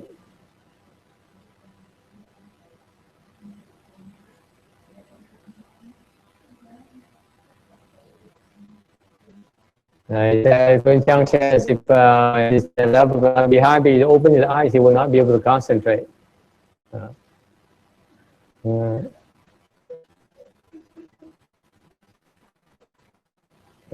That's not true. No, không đúng. He says that if you mindful, you breathing, you can be in samadhi. Ông nói không đúng. Theo lý thuyết ông nói là cái vị mà quán hơi thở đó, cái vị mở mắt ra vẫn nhập định được như thế. That is correct. Đó đúng. Yes, anyone else? Okay. This is after watching this. So go through an hour of this, they beating around, nói quanh nó co. I have a problem. Thì có nhiều vấn đề. I have a lot of problems. Okay. First of all, when he speaks Dharma, he so tense. Cái công phu này quá thấp, tại vì nó pháp bằng gồng lên mới nó pháp mới được. You speak Dharma, you have to go like this, you know? Then you don't know meditation. Nó pháp mà phải gồng lên mới nó pháp được. Cái người này vẫn chưa hiểu thiền là cái gì. Agree, disagree? If you meditate, your body becomes relaxed. Cái vị thiền cơ thể cái vị nó right? If you yes, it feels good. You feel happy. Yes, I feel happy. Except for my leg pain, trừ cái chân nó đau, I feel happy. Otherwise, trừ cái chân nó đau thôi á, the rest is happy. Yes. And when it hurts, I unbuckle. Khi mà đau thì mình thè chịu cái chân ra để mà cười đi. And when it hurts, I unbuckle so that I can continue to smile. You see the problem? Why is the instruction? People don't understand. Cái điều hiểu pháp nó không có. The Dharma is in like it's just he says, okay, just observe, don't do anything, right? Cái con miệng là cái gì chỉ quan sát, đừng làm gì hết á. Don't ask why, đừng hỏi tại sao, hả? You don't need a reason, không cần lý do hết á. And then he says, if it hurts too much, unbuckle. Nếu chân nó đau quá thì xả cái chân đi. Then you stop observing, aren't you? Như vậy khi quý vị ngồi thấy chân đau quá mà xả chân ra, không phải là không còn quan sát, bắt đầu làm việc rồi phải không? Bắt đầu sát phạt cà phải không? You reacting, aren't you? Cái pháp nó dở như vậy đó. Căn bản đó là họ nói là cái gì ngồi quan trọng nhất chỉ quan sát, đừng có làm gì hết. It boils down to this instruction. For an hour they keep telling you the same thing over and over again. Observe and take no action. Cái pháp họ là cái vị ngồi là thời you observe your breathing, phần xẹp, quan sát phần xẹp, and do nothing. Agree, disagree. Cái pháp phải như vậy không? Cả tiếng đồng hồ nói chừng nữa thôi à.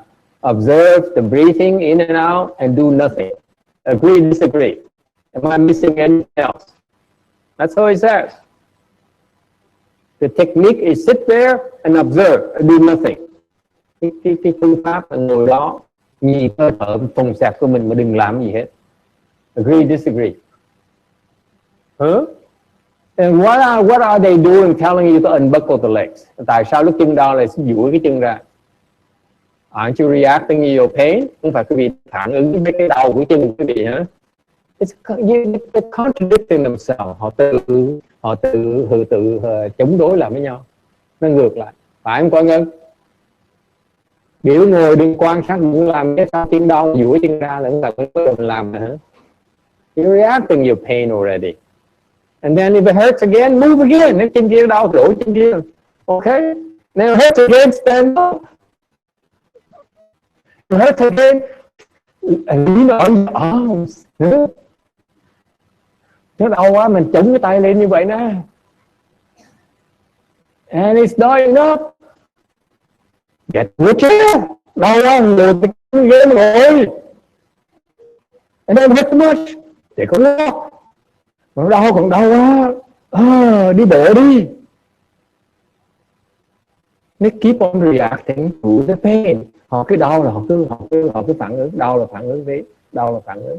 So they say, basically the instruction said, don't do anything except when it hurts.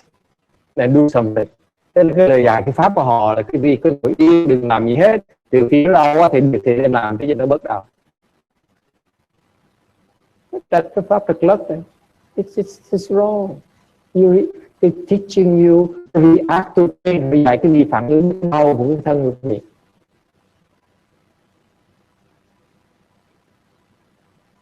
The technique is faulty. Cái phương pháp nó trật lất. Can you explain that your Korean counterpart, please? You Myanmar. You know, hey, China, you're going Saturday, right?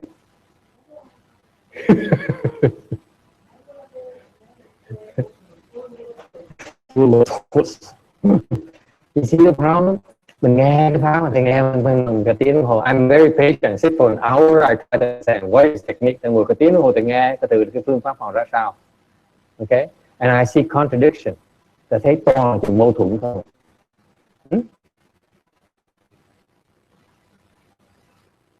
They're avoiding the topic of pain. Họ tránh cái đau by teaching you to ease up. Tránh cái đau. Cái vấn đề đau mà cách là nó bị đổi tư thế. Đừng phải là thiền. That is the wrong way to meditate. Agree, disagree? We chant people, we face no pain. Yes. Cái thiền tông chúng ta là không có sợ cái đau, phải không Quận ơi? Yes.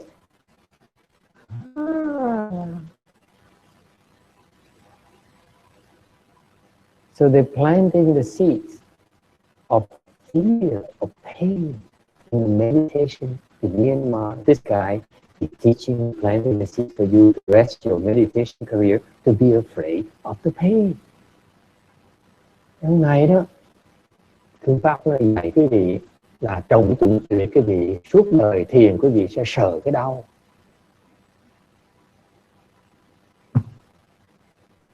That's the problem. In the Korean monk, là cái ông tư đó, ông tư đi điền về ông sợ đau.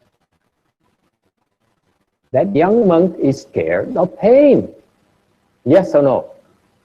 He's scared of it. It bothers him. Ông đó, ông sợ đau. Okay?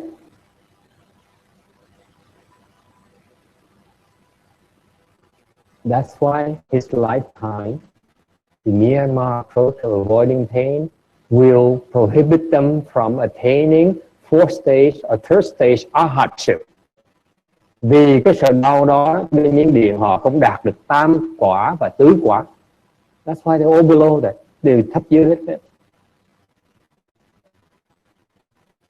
Nó tai hại như vậy. That's how dangerous it is. You get off, you start off the wrong foot. That's it, you done.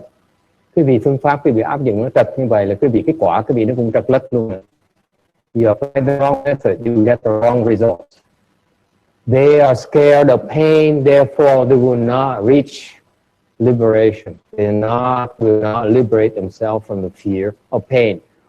Phương pháp họ sợ đau, thành họ không bao giờ được đắc cái giải thoát mà sợ đau đó. Is it clear? Myanmar, goodbye. I'm not watching anymore. Hết thì giờ thầy rồi. Hết duyên mấy bên. It's nonsense. Agree, disagree? Huh? Why would you meditate to end birth and death and you're afraid of pain? It's okay to be afraid of pain. Quý vị muốn liễu sanh tử mà vẫn sợ đau, mà sao liễu sanh tử được? It hurts like hell when you die. You're afraid of that. How can you be free? Lúc quý vị chết nó đau đớn vậy sợ. Quý vị sợ sao quý vị thoát? Fundamental in meditation. Rất căn bản với cái gì? You should not be afraid. Không gì phải sợ hết. Yes. Yes.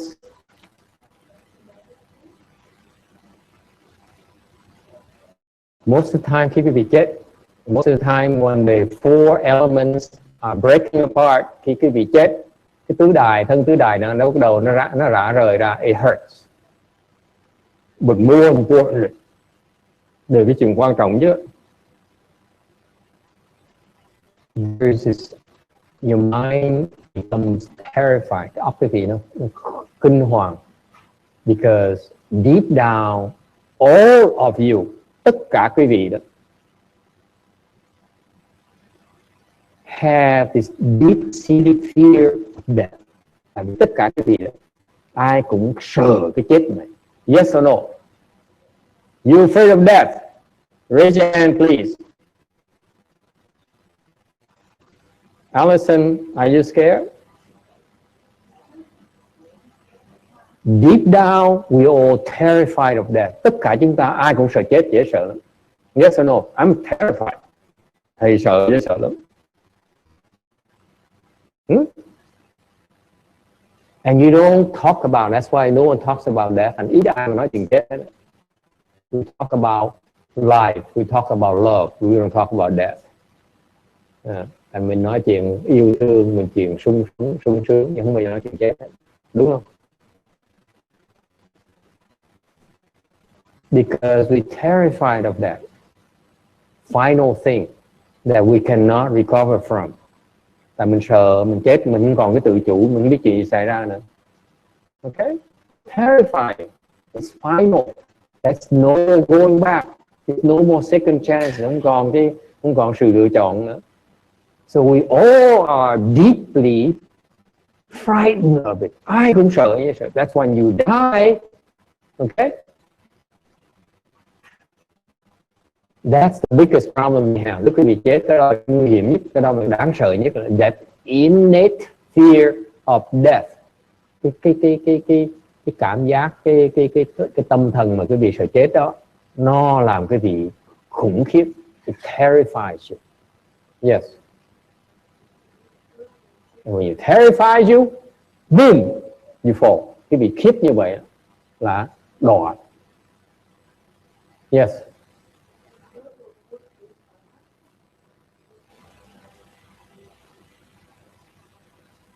I hope not. I'm not there. So if you ask me fourth or third stage, will you be terrified? I don't know, but I hope not. And when I get there,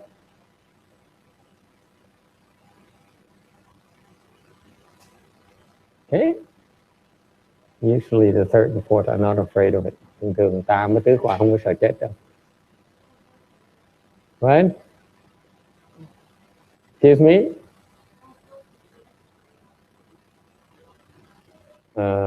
You have to ask him. Ask this guy.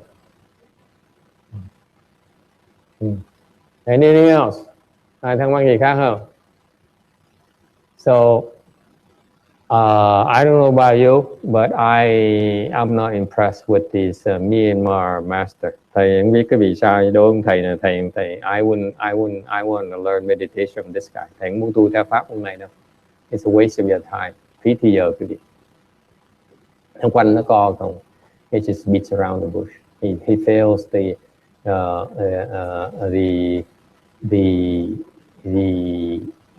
training at all. If you watch future videos of other teachers and some, trong tương lai cái việc học những cái coi những cái video thiền khác. Okay. I'm Americanized. Đối với thầy rất là mỹ hóa rồi. Okay. I want to know what it takes to create, to get my mind to concentrate. Thầy muốn cái phương pháp gì để giúp cái tâm mình nó chú tâm. Okay. And this guy, he beats around the bush. He doesn't tell me exactly how do I increase my concentration. Ông này ông nói 1 tiếng đồng hồ mà ông nói thầy cái cách nào để mà chú tâm cho được hết. Okay. He says you keep on focusing your breathing, eventually you get there. Ông chỉ nói là cái chú ý tới hơi thở sẽ tới đó. But he fails to understand the various things why you cannot concentrate. Như cái pháp ông này giảng á, ông không giảng cái biết tại sao mà cái tâm quý vị không chú tâm được.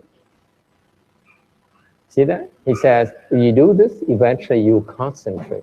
Cái pháp ông á, là quý vị làm như vậy là từ từ sẽ chú tâm được.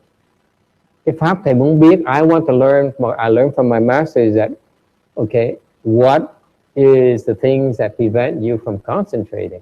Thì cái người mà hiểu thiền và thiền hiểu là cái gì, what's preventing you from concentrating? Mỗi người cái gì tại sao không chú tâm được? He is different than you, he's different from her, each one of you different why you are not able to concentrate. Is that clear? They all say concentrate on your breathing, and to me it's too vague. Họ chỉ dạy cái việc chú tâm hơi thở thôi. Đối với thầy chú tâm hơi thở nó quá rộng đi. The teacher should be able to say, my teacher, this Chinese monk, he look at you and say, I know why you can't concentrate. Ông nhìn quý vị, ông biết ngay là tại sao quý vị chú tâm không được. He knows how to fix it. This guy says, you just concentrate your breathing.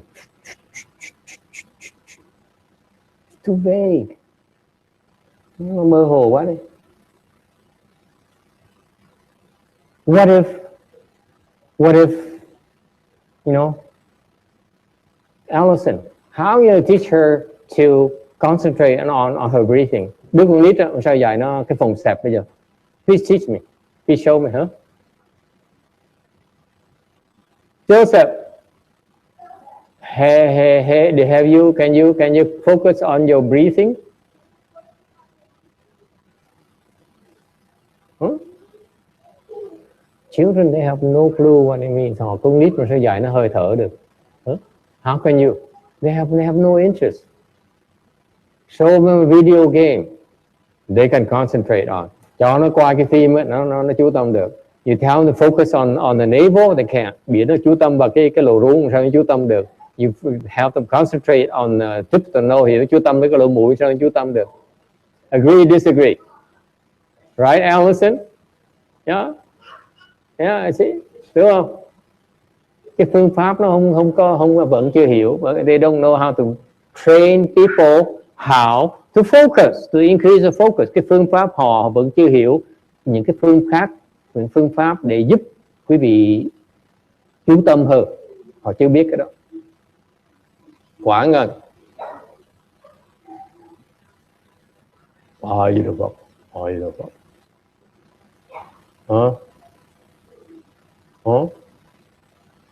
For example, ví dụ, when you fast, that's a way to increase your concentration. Thứ hai, quý vị nhịn đói là một cách để mà chú tâm hơn. Okay? When you listen to a mantra, quý vị nghe tụng cái thần chú, it helps you increase your concentration. Why do you have to be your breathing alone? Tại sao phải chú ý hơi thở hoài vậy?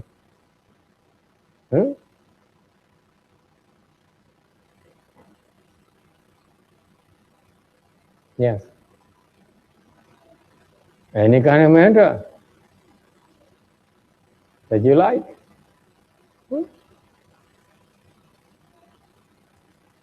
So the Hinayana is inflexible. They don't have a lot of tools. Nguyên thủy họ rất ít cái đồ nghề. Họ rất là đường rất là hẹp. Then the path is very narrow. It's only breathing. Khi bây giờ chú tâm hơi thở không. Không có gì khác. In Mahayana we have a lot more tools. Nhưng đại đường chúng ta có nhiều cái khác, pháp môn khác nhiều. Okay. Children.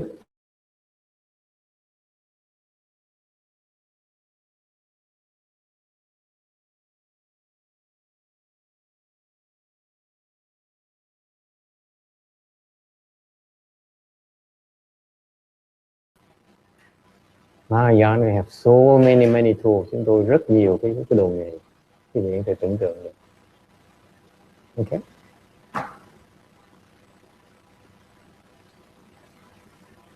So, but then this is a Hinayana temple. Cái chùa này, cái chùa Việt Nam là cái chùa của Nguyên Thủy, and therefore they stick to their own methods, and họ theo cái phương pháp của Nguyên Thủy, and it works for them. Họ có hiệu nghiệm, but it's too slow. Cái phương pháp nó chậm quá, way too slow for us.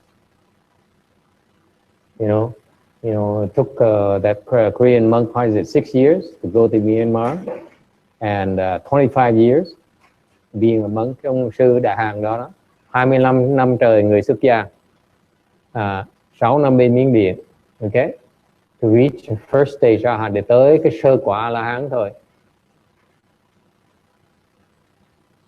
Mahayana you can do in 90 days or less.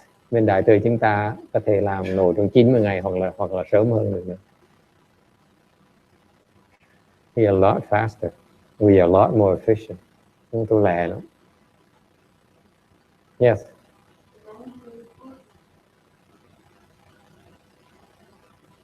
Or less.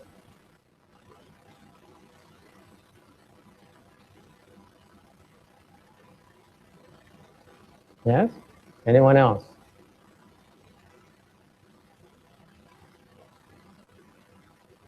Yeah.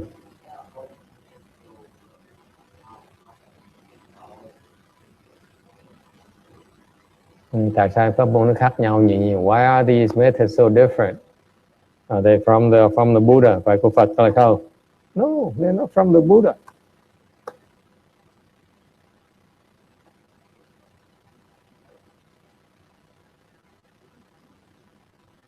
The Buddha only taught us the theory behind it.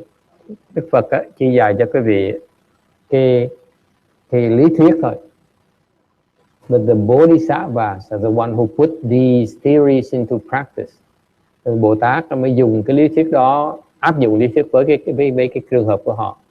And then the Bodhisattvas then use their own experience to teach us. Mấy Bồ Tát tu xong rồi thì succeeded. And then they use their own experience to transmit to us what worked for them. Rồi Bồ Tát nó truyền lại cái pháp môn ra cho chúng ta. Okay? So these Hinayana monks, they read the sutra thing, maybe thì họ đọc mấy sách này, and they apply it. They sat there for after 20, 30 years. They realize that's how it works. Họ ngồi nghiền ngẫm 20 năm, 30 năm họ hiểu được. And then that's how they say, okay, this is what I do. Họ mới dạy cái phương pháp. This is what they would do.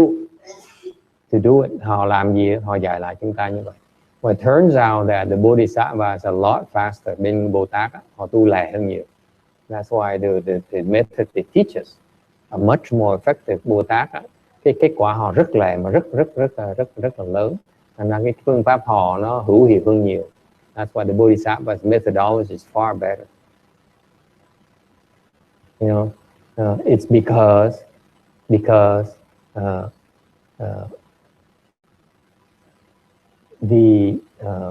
my impression is Hinayana understand how to kill the ego. Tại vì bên Nguyên Thủy họ không hiểu cái phương pháp để mà diệt cái bản ngã. The Mahayana has many more ways to deal with it. Bên Đại Thừa có nhiều phương pháp để mà diệt bản ngã hơn, lẹ hơn nhiều, much faster, much more effective, hiệu nghiệm hơn nhiều. Okay, it's no comparison. Không cách nào so sánh được hết. And that's why when after I researched all the Mahayana teaching, sau thầy nghiên cứu bên thiền tông người Hoa rồi, I switched over to the Japanese. I looked at the Japanese Zen. Thì qua thì nhìn bên thiền tông người Nhật. And I looked at the Hinayana, these Hinayana teachers, thì nhìn mấy cái ông thầy, ông sư này nè. Okay. And I realized that they don't understand how to train meditation yet. Mới thấy là họ chưa biết luyện thiền.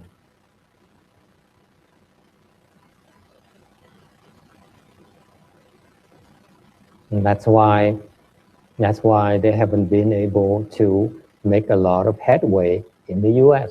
Vì vậy họ cái sự bành trướng của họ, sư Mỹ nó rất là yếu. Okay.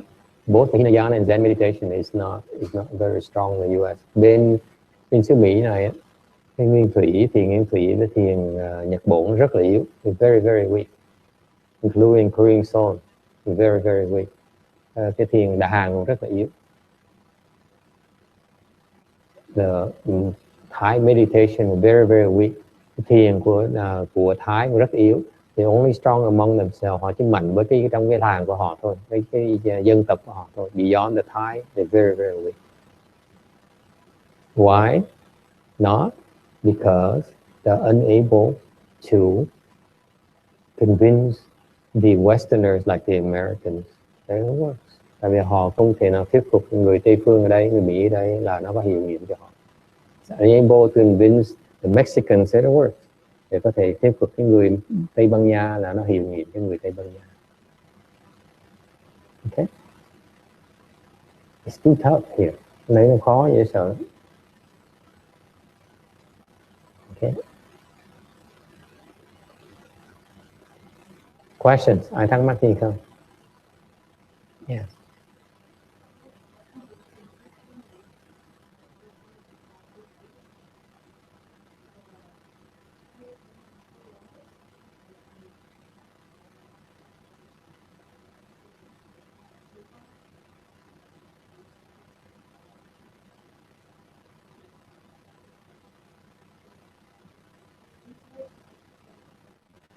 An hour is just confusing.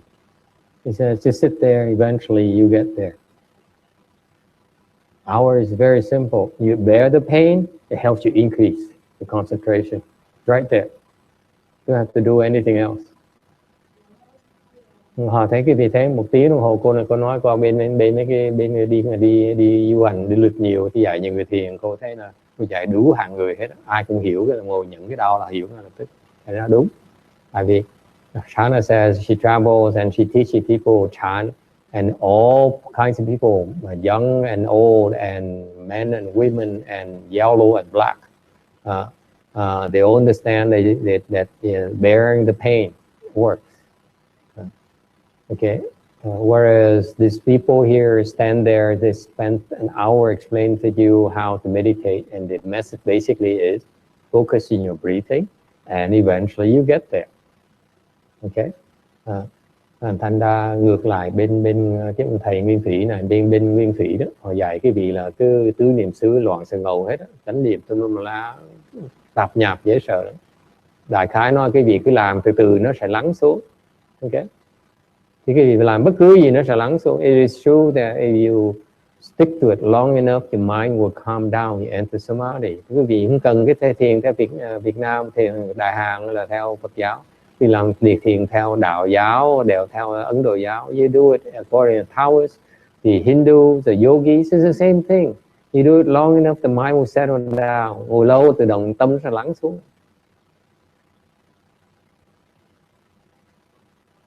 Chư xin ý trụ, mấy sự vũ bạn, okay. Chỉ chế tâm nhất xứ, vô sự bất bạn. If you are able to put your mind in one place, there's nothing you can't accomplish. Put your mind in one place, you will enter samadhi. In other words, it doesn't matter what you do, làm gì cũng được hết á. Okay. But ours is most direct because it says if you focus on the pain, that increases your focus right away. Cái thiền tông mình nói nó đi thẳng vào luôn. Rồi quý vị chỉ cần chú tâm vào cái đau của mình là sẽ ngày nó càng đau thì mình càng chú tâm thêm. The more you look at the pain, you endure the pain, the more you concentrate naturally. You don't have to go anywhere else. Chỉ cần chú tâm lên cái đau của mình là tự động cái tâm mình càng ngày nó càng chú tâm thêm. Because it demands your concentration. You will not go away. Cái đau nó không có bỏ đi đâu hết đấy.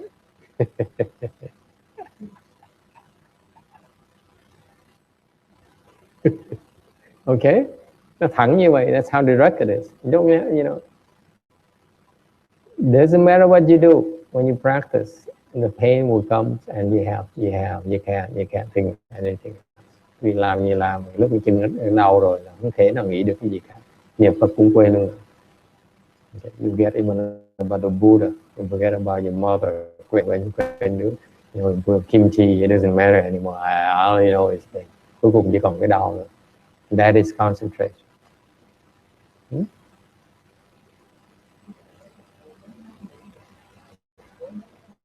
Cái cầu rồi, yeah.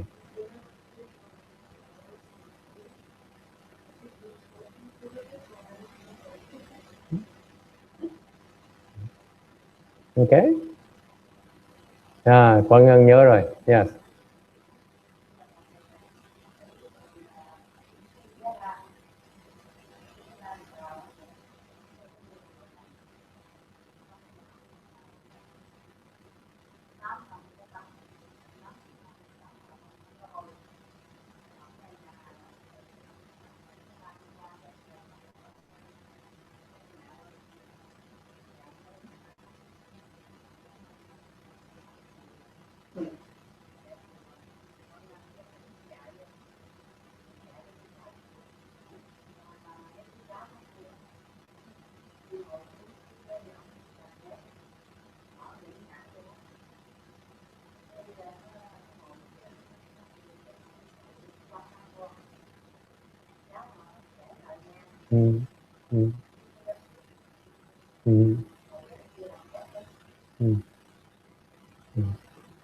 Mấy ông Nguyên Thủy như vậy đó, họ chuyên môn có những cái thuật mà họ làm để là cái gì, cái đó không có mở trí huệ, dạy toàn dạy mấy cái đồ tầm bậy, không dạy là trở thành ngoan hơn, trở thành có hiếu hơn, trở thành đừng làm bậy, trở thành lễ phép hơn. Con nít phải dạy cái đó mới quan trọng, còn dạy nó mở mắt làm cái gì tầm bậy. So she says that there's a Thai monk, Chinese monk who practices Hinayana, who goes to her home. He doesn't bathe for 8 or 9 years, and her body doesn't stink.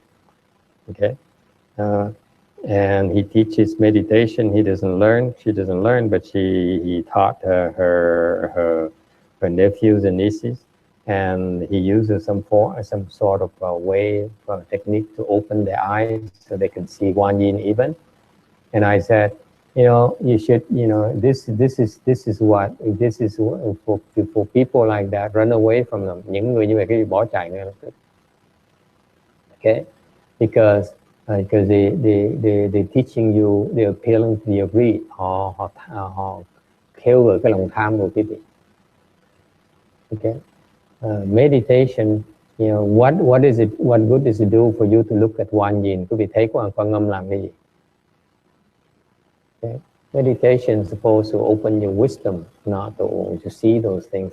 Những cái này nó toàn là đi lòe người ta, giống tù ngoại đạo như vậy. It's no different from the externalists. They meditate, they teach you meditation because they said you have special ability.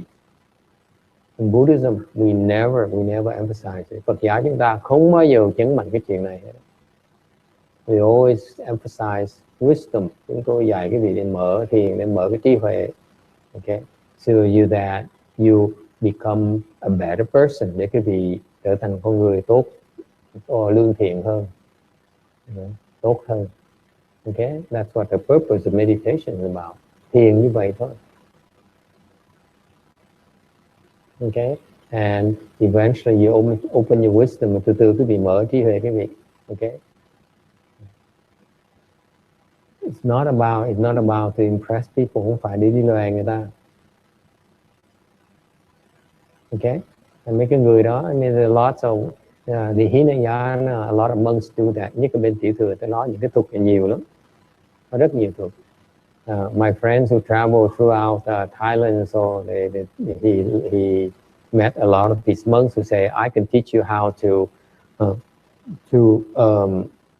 hook the disciples, to make them give you more donations. Có nhiều người thầy bên Đà Lạt nói là có những cái thuật đó khiến Phật tử nó mê thầy và cúng dường với thầy, muốn gì nó cúng dường đấy.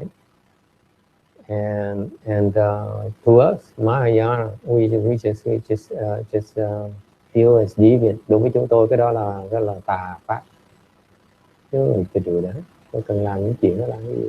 Yeah.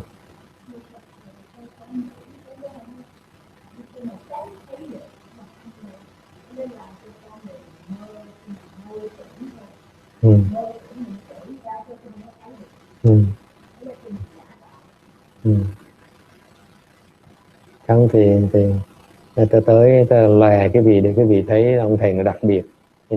My master, you meet my master at all, you cannot, he's totally unimpressive. Ngài Tiến Hóa đó, không có gì mà gọi là lòe cái phải không? Người rất là tầm thường, he's so ordinary. Nothing special about him. Không có gì mà đặc biệt hết. Okay? He opened his eyes, mở mắt ra, he smiles and laughs. Và mở mắt ra cười, nói thoải mái rất là tự nhiên. He doesn't go like this. Không ngồi mà nói pháp. When he speaks Dharma, he never, gồng lên.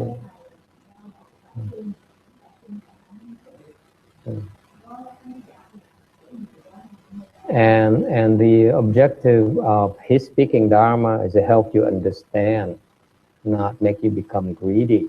Cái ông Thiên Quang nói pháp để giúp quý vị hiểu, okay, chứ không phải khiến quý vị nổi lòng tham thêm. Think you so special, nghĩ quý vị rất là đặc biệt.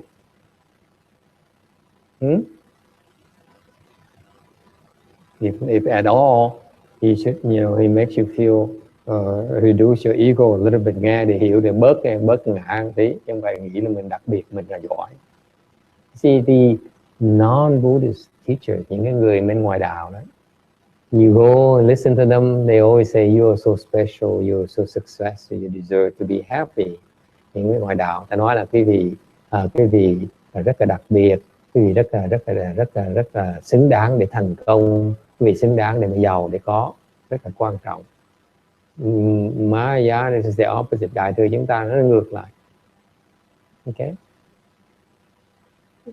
thì đó mới sẽ help reduce your ego, cái pháp để giúp quý vị bớt cái ngã, chứ không phải để quý vị nghĩ là mình rất quan trọng, mình rất là đặc biệt. Not to make you feel so special, so important. You feel so special, important already. That's how you talk to me. Quý vị đã nghĩ như vậy, đối với khi tới nói chuyện thầy, quý vị đã có thái độ như vậy rồi. I don't need to increase it. Thầy đâu cần làm gì để thêm nữa. Yes.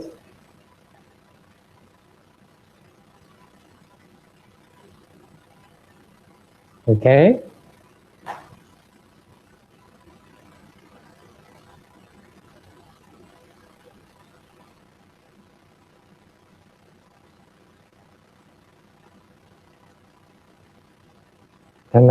Thành ra con biết không Quảng Ngân, cái thiền tông mình né là giao du với người giàu, người ta có tiền, mình không tới nhà người ta. So for example, in Mahayana, in Chan school, we avoid rubbing elbows with the rich and influential. When you have money, we don't come to your house. Okay? If you have power, we don't come to your house. Người ta có quyền thế, ta giàu có không tới nhà đâu, tới nhà phiền lắm. Okay? It makes us greedy. Tới nhà như bụng nổi lòng tham, xin này xin nọ. You go to your house, you feel greedy. So, wow, you have such a nice Buddha statue. Would be so nice on our altar. Cái từ nó đẹp quá, quý quá. Phải chi mà đem tới chùa là biết bao nhiêu người cúng dường, chắc là phước rất nhiều. You bring it back to our temple, a lot more people bow to it. You have a lot more blessings out of the statue, you know. Thấy đẹp quá mình tham rồi. Of course, if I'm a monk, I look at a beautiful statue, so wow, I like to have one too. I look at your Ferrari, I like to have it already. Thấy xe cái gì đẹp là đổ đồng tham muốn gì về cái tượng Phật nữa. Ok. Mấy cái đó là mấy thầy bên ngài Tiên Hoa kỹ lắm. That's why my master is very clear. You know, we don't come to people's house. Vì không tới nhà người ta. We don't come to people's home except for our supporters. Trừ mấy cái người mà ủng hộ cho chùa lâu năm mới tới. Trung thành mới tới. The lay people, they invite me back to their house. You know, you can rest between lectures. I said, no, thank you. I go find a street, corner somewhere, sit down and meditate. I don't need your house. And then they invite you back to the homes. And they say, Master, have a cup of tea. Mời cái vị về lại uống ly trà ha. Cô by the way, you do hands and I. Nghe nói thầy tôi tuyển thú nhãn mà. Can I ask you to go and pacify my house? Nhờ thầy dùng cái thu nhãn đuổi mấy ma quỷ giùm con tí được không? That's what's next. Ok. Thì nó hồi mời mình uống tách trà xong rồi mình nhờ dùng mình thủ nhãn để mà đuổi mấy ma quỷ ở nhà của họ. And then on. Nó bắt đầu đi xin xỏ thêm. We do not go to people's homes, children. Mình không tới nhà người ta. Okay?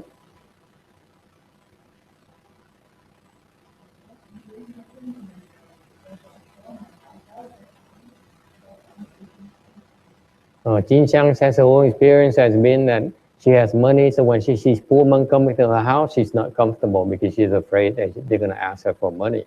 Cô ơn, cô nói kinh nghiệm cô cho thấy á, là mình có của có cải á, mà mấy ông sư mà nghèo tới á, họ cứ sợ họ tới nhà mình tại rồi xin xỏ của mình. She says she's afraid of it. Yeah.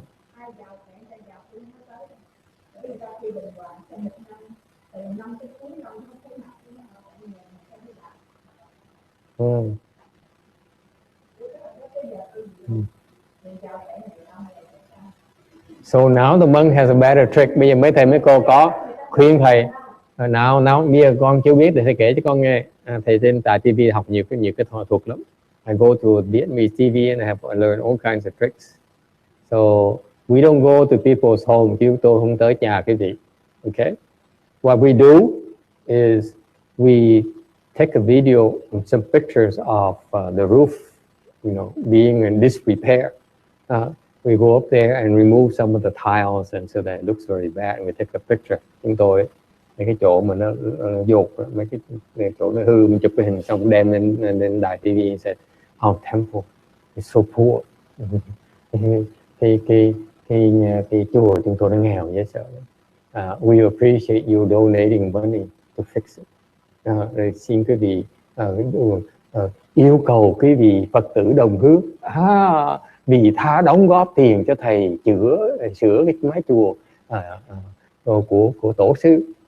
So please, you compatriots, be kind and compassionate. Give us donation for us to fix this roof of this temple that we inherited from our ancestors, from our patriarchs. And money pours in, and we buy a Mercedes. Tiền gửi tới chúng tôi mua chiếc xe Mercedes.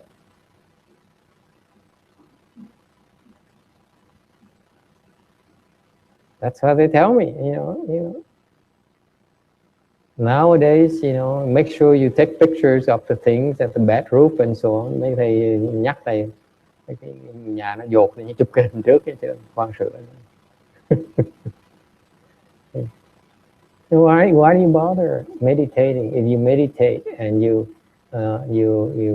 stand up, quý vị thiền xong đứng dậy, and then you go and you do these greedy things, and your meditation didn't work at all, did it?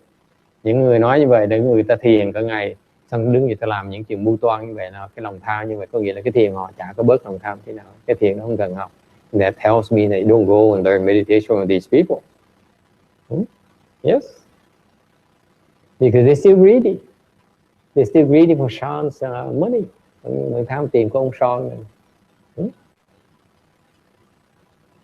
Phải không thưa cô? Thiền mưu toan rồi thiền làm cái gì?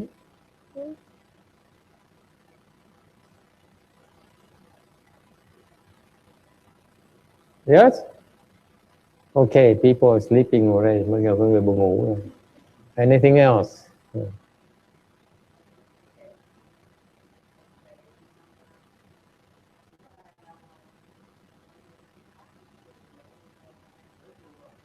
There's a monk coming from Vietnam to speak Dharma so that he can get donation to fix his temple. Qua Việt Nam, người thầy Việt Nam qua đây nói pháp để mà kiếm tiền, quyên tiền để mà sửa chùa.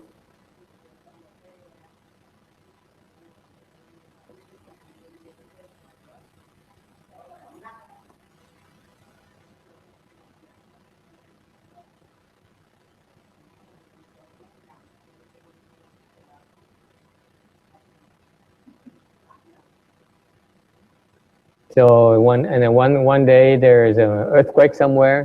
So the few $1,000s he raised, he said, I spent it on the earthquake victims. So he needs to collect more money. Rồi bữa có chỗ nào động đất ở xứ này đó, ông nói là cái mấy bao nhiêu ngàn mà ông quyên được á, thì các ông dùng đó để mà giúp người động đất rồi, nạn nhân động đất này, thành ra phải đi quyên tiền tiếp.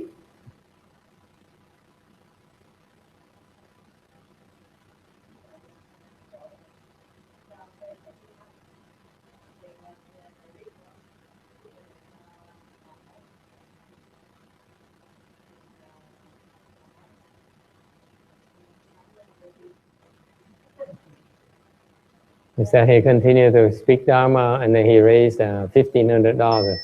Rồi nói pháp tiếp, thêm quyên được thêm ngàn mấy nữa, he mua cái máy quay phim. And now he goes and buy a video camera.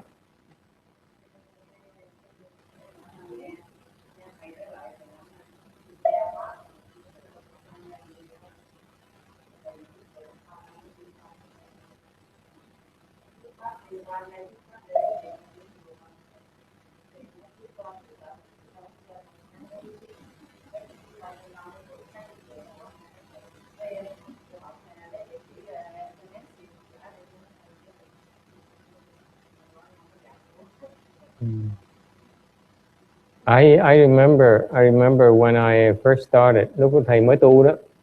Okay. I came to my Vietnamese master, tới cái chùa thầy Bạn Giác mới được thọ tỳ kheo. I was newly minted, fully ordained monk. And my master knows a lot of high-level sanghas. Thầy bằng giác quen lớn lắm. So I remember he says, for example, he says every time Dalai Lama goes to LA, he goes see the master. Ngày Đại Lama mỗi lần mà tới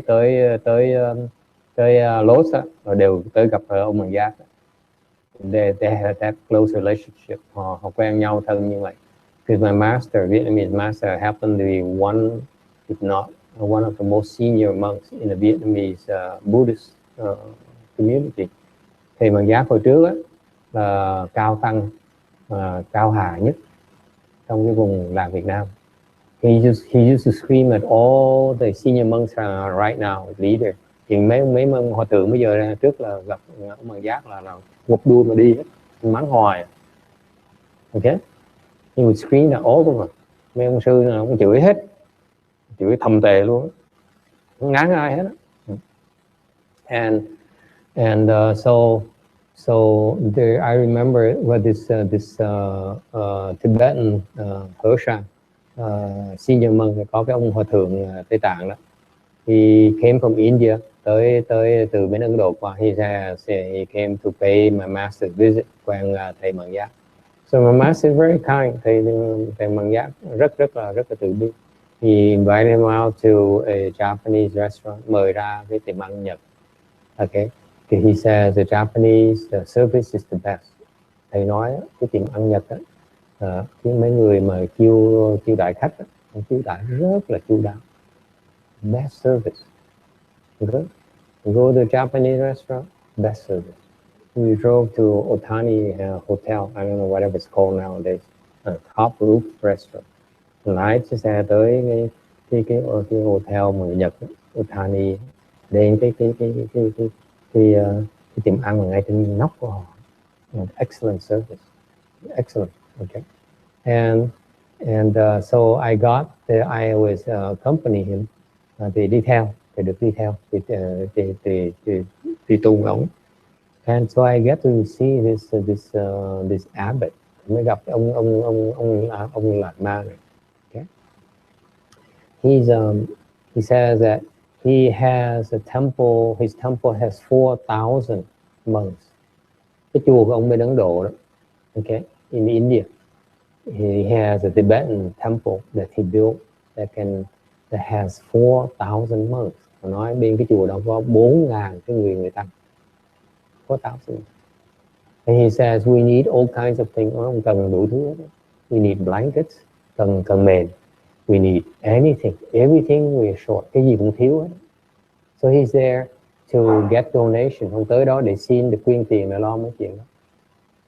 And at that time, hồi đó đó nghe, when I was there at a very early age, when I was fully ordained, mà ngồi đó thầy mới xuất gia, mới được tăng lên lon thôi. I have a very first reaction in my mind. Said, hồi đó phản ứng này ngay lập tức. I said, the monks don't have enough, and that's why you go around asking for money from everyone else. Cái gì không có tiền và đi xin hết tất cả mọi nơi hả? We don't do that in Chinese system. Cái hệ thống tàu nó làm như vậy. We don't do it.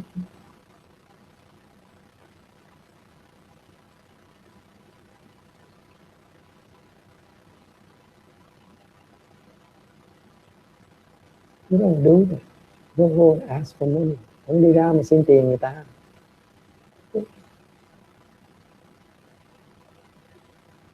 Because every time people give you money, this is how the regular people think. Cái người tài gia tới như vậy.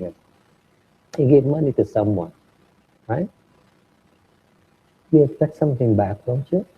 Cái gì mà đưa tiền người ta, cái gì muốn là có cái gì phải đưa lại đắp, you know? Phải tay trao thì cháo múc chứ, right? You expect something back, don't you? This is how you all think. Cả mọi người cứ bị suy nghĩ như vậy. Yes or no? Yes, I can give you $5, $20, but I give you $1,000, I expect something back. Yes or no?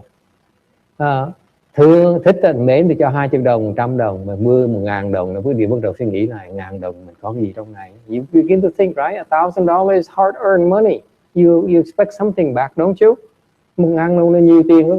For most of you, $1,000 is a lot of money, and you want something back. Mình chưa tiền như vậy, đương nhiên mình phải có cái gì trong đó mình mới dám đưa chứ, đúng không? It's hard earned money, your hard earned money. You know that. How can we ask for money from you unless we use something back, right? We all know that. Tới quyên tiền cái gì như vậy là mình phải làm gì cho người ta nhé, right? So now we in a commerce, aren't we? Bây giờ chúng tôi bắt đầu, người xuất gia đi xin tiền như vậy là chúng tôi bắt đầu làm chuyện thương mại rồi, phải không? Mình lấy tiền người ta, phải bán, đưa lại người ta. I take money from you, I give you something back. That's no longer. You're no longer left home people. Chúng tôi cũng trở thành người buôn bán, chứ không phải là người xuất gia nữa. Agree, disagree. Children, they fall asleep. Con tròn thầy nó ngủ gật hết rồi. Think about it. We put ourselves in a position where we need to deliver something because you give us money. Quý vị đưa tiền chứ tôi phải lập tức phải làm cái gì để mà trao lại, để mà để xứng đáng nhận cái tiền đó. Thành cái chuyện thương mại becomes commercial.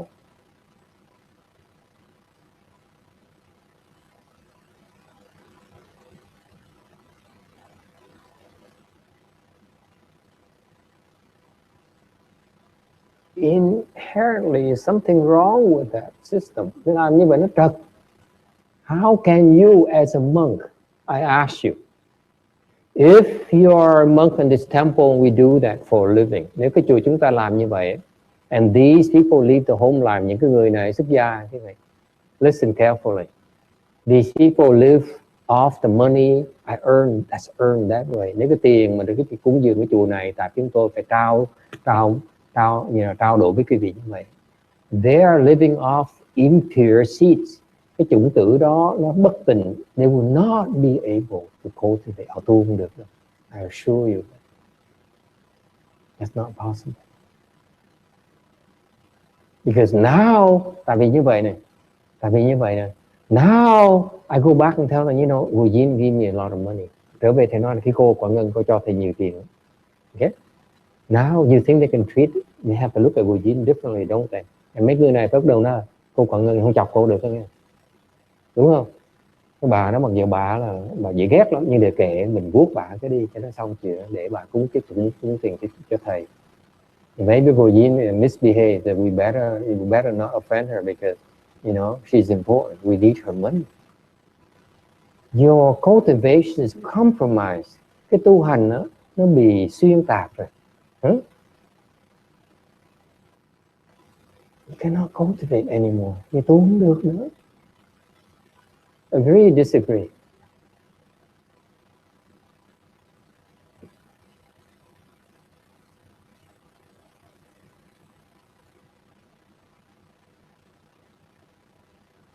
Thầy mà không đi tu, suốt ngày đi xin tiền không. The monks don't do chant, they don't meditate, they don't recite sutras.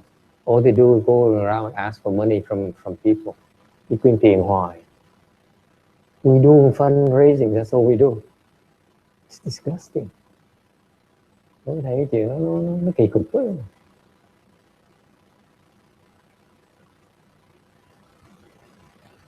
Okay.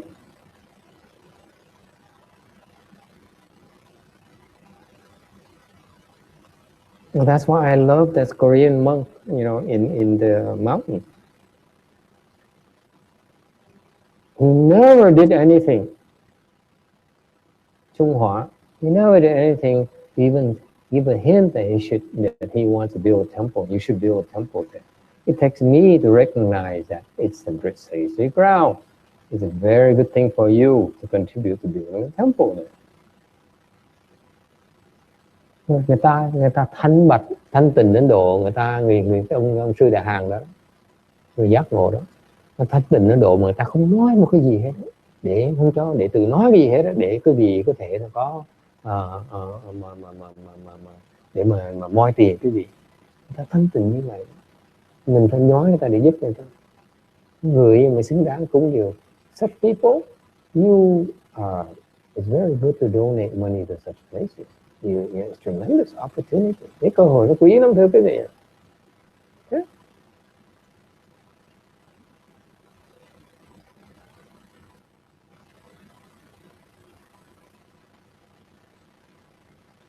All right.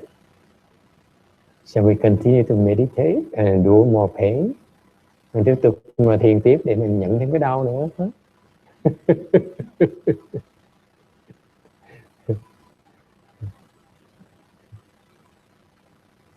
If the leader is like that, the students are no good. Ông thầy như vậy, học trò ông thèm học luôn. Agree? The leader is like that Trung Hoa. He says, I sit here and meditate for 3 years. I don't care what you do. I just sit here and meditate. Ngồi thiền 3 năm trời, cái núi, không ai cái nào gì kệ. Thanh bẩn như vậy.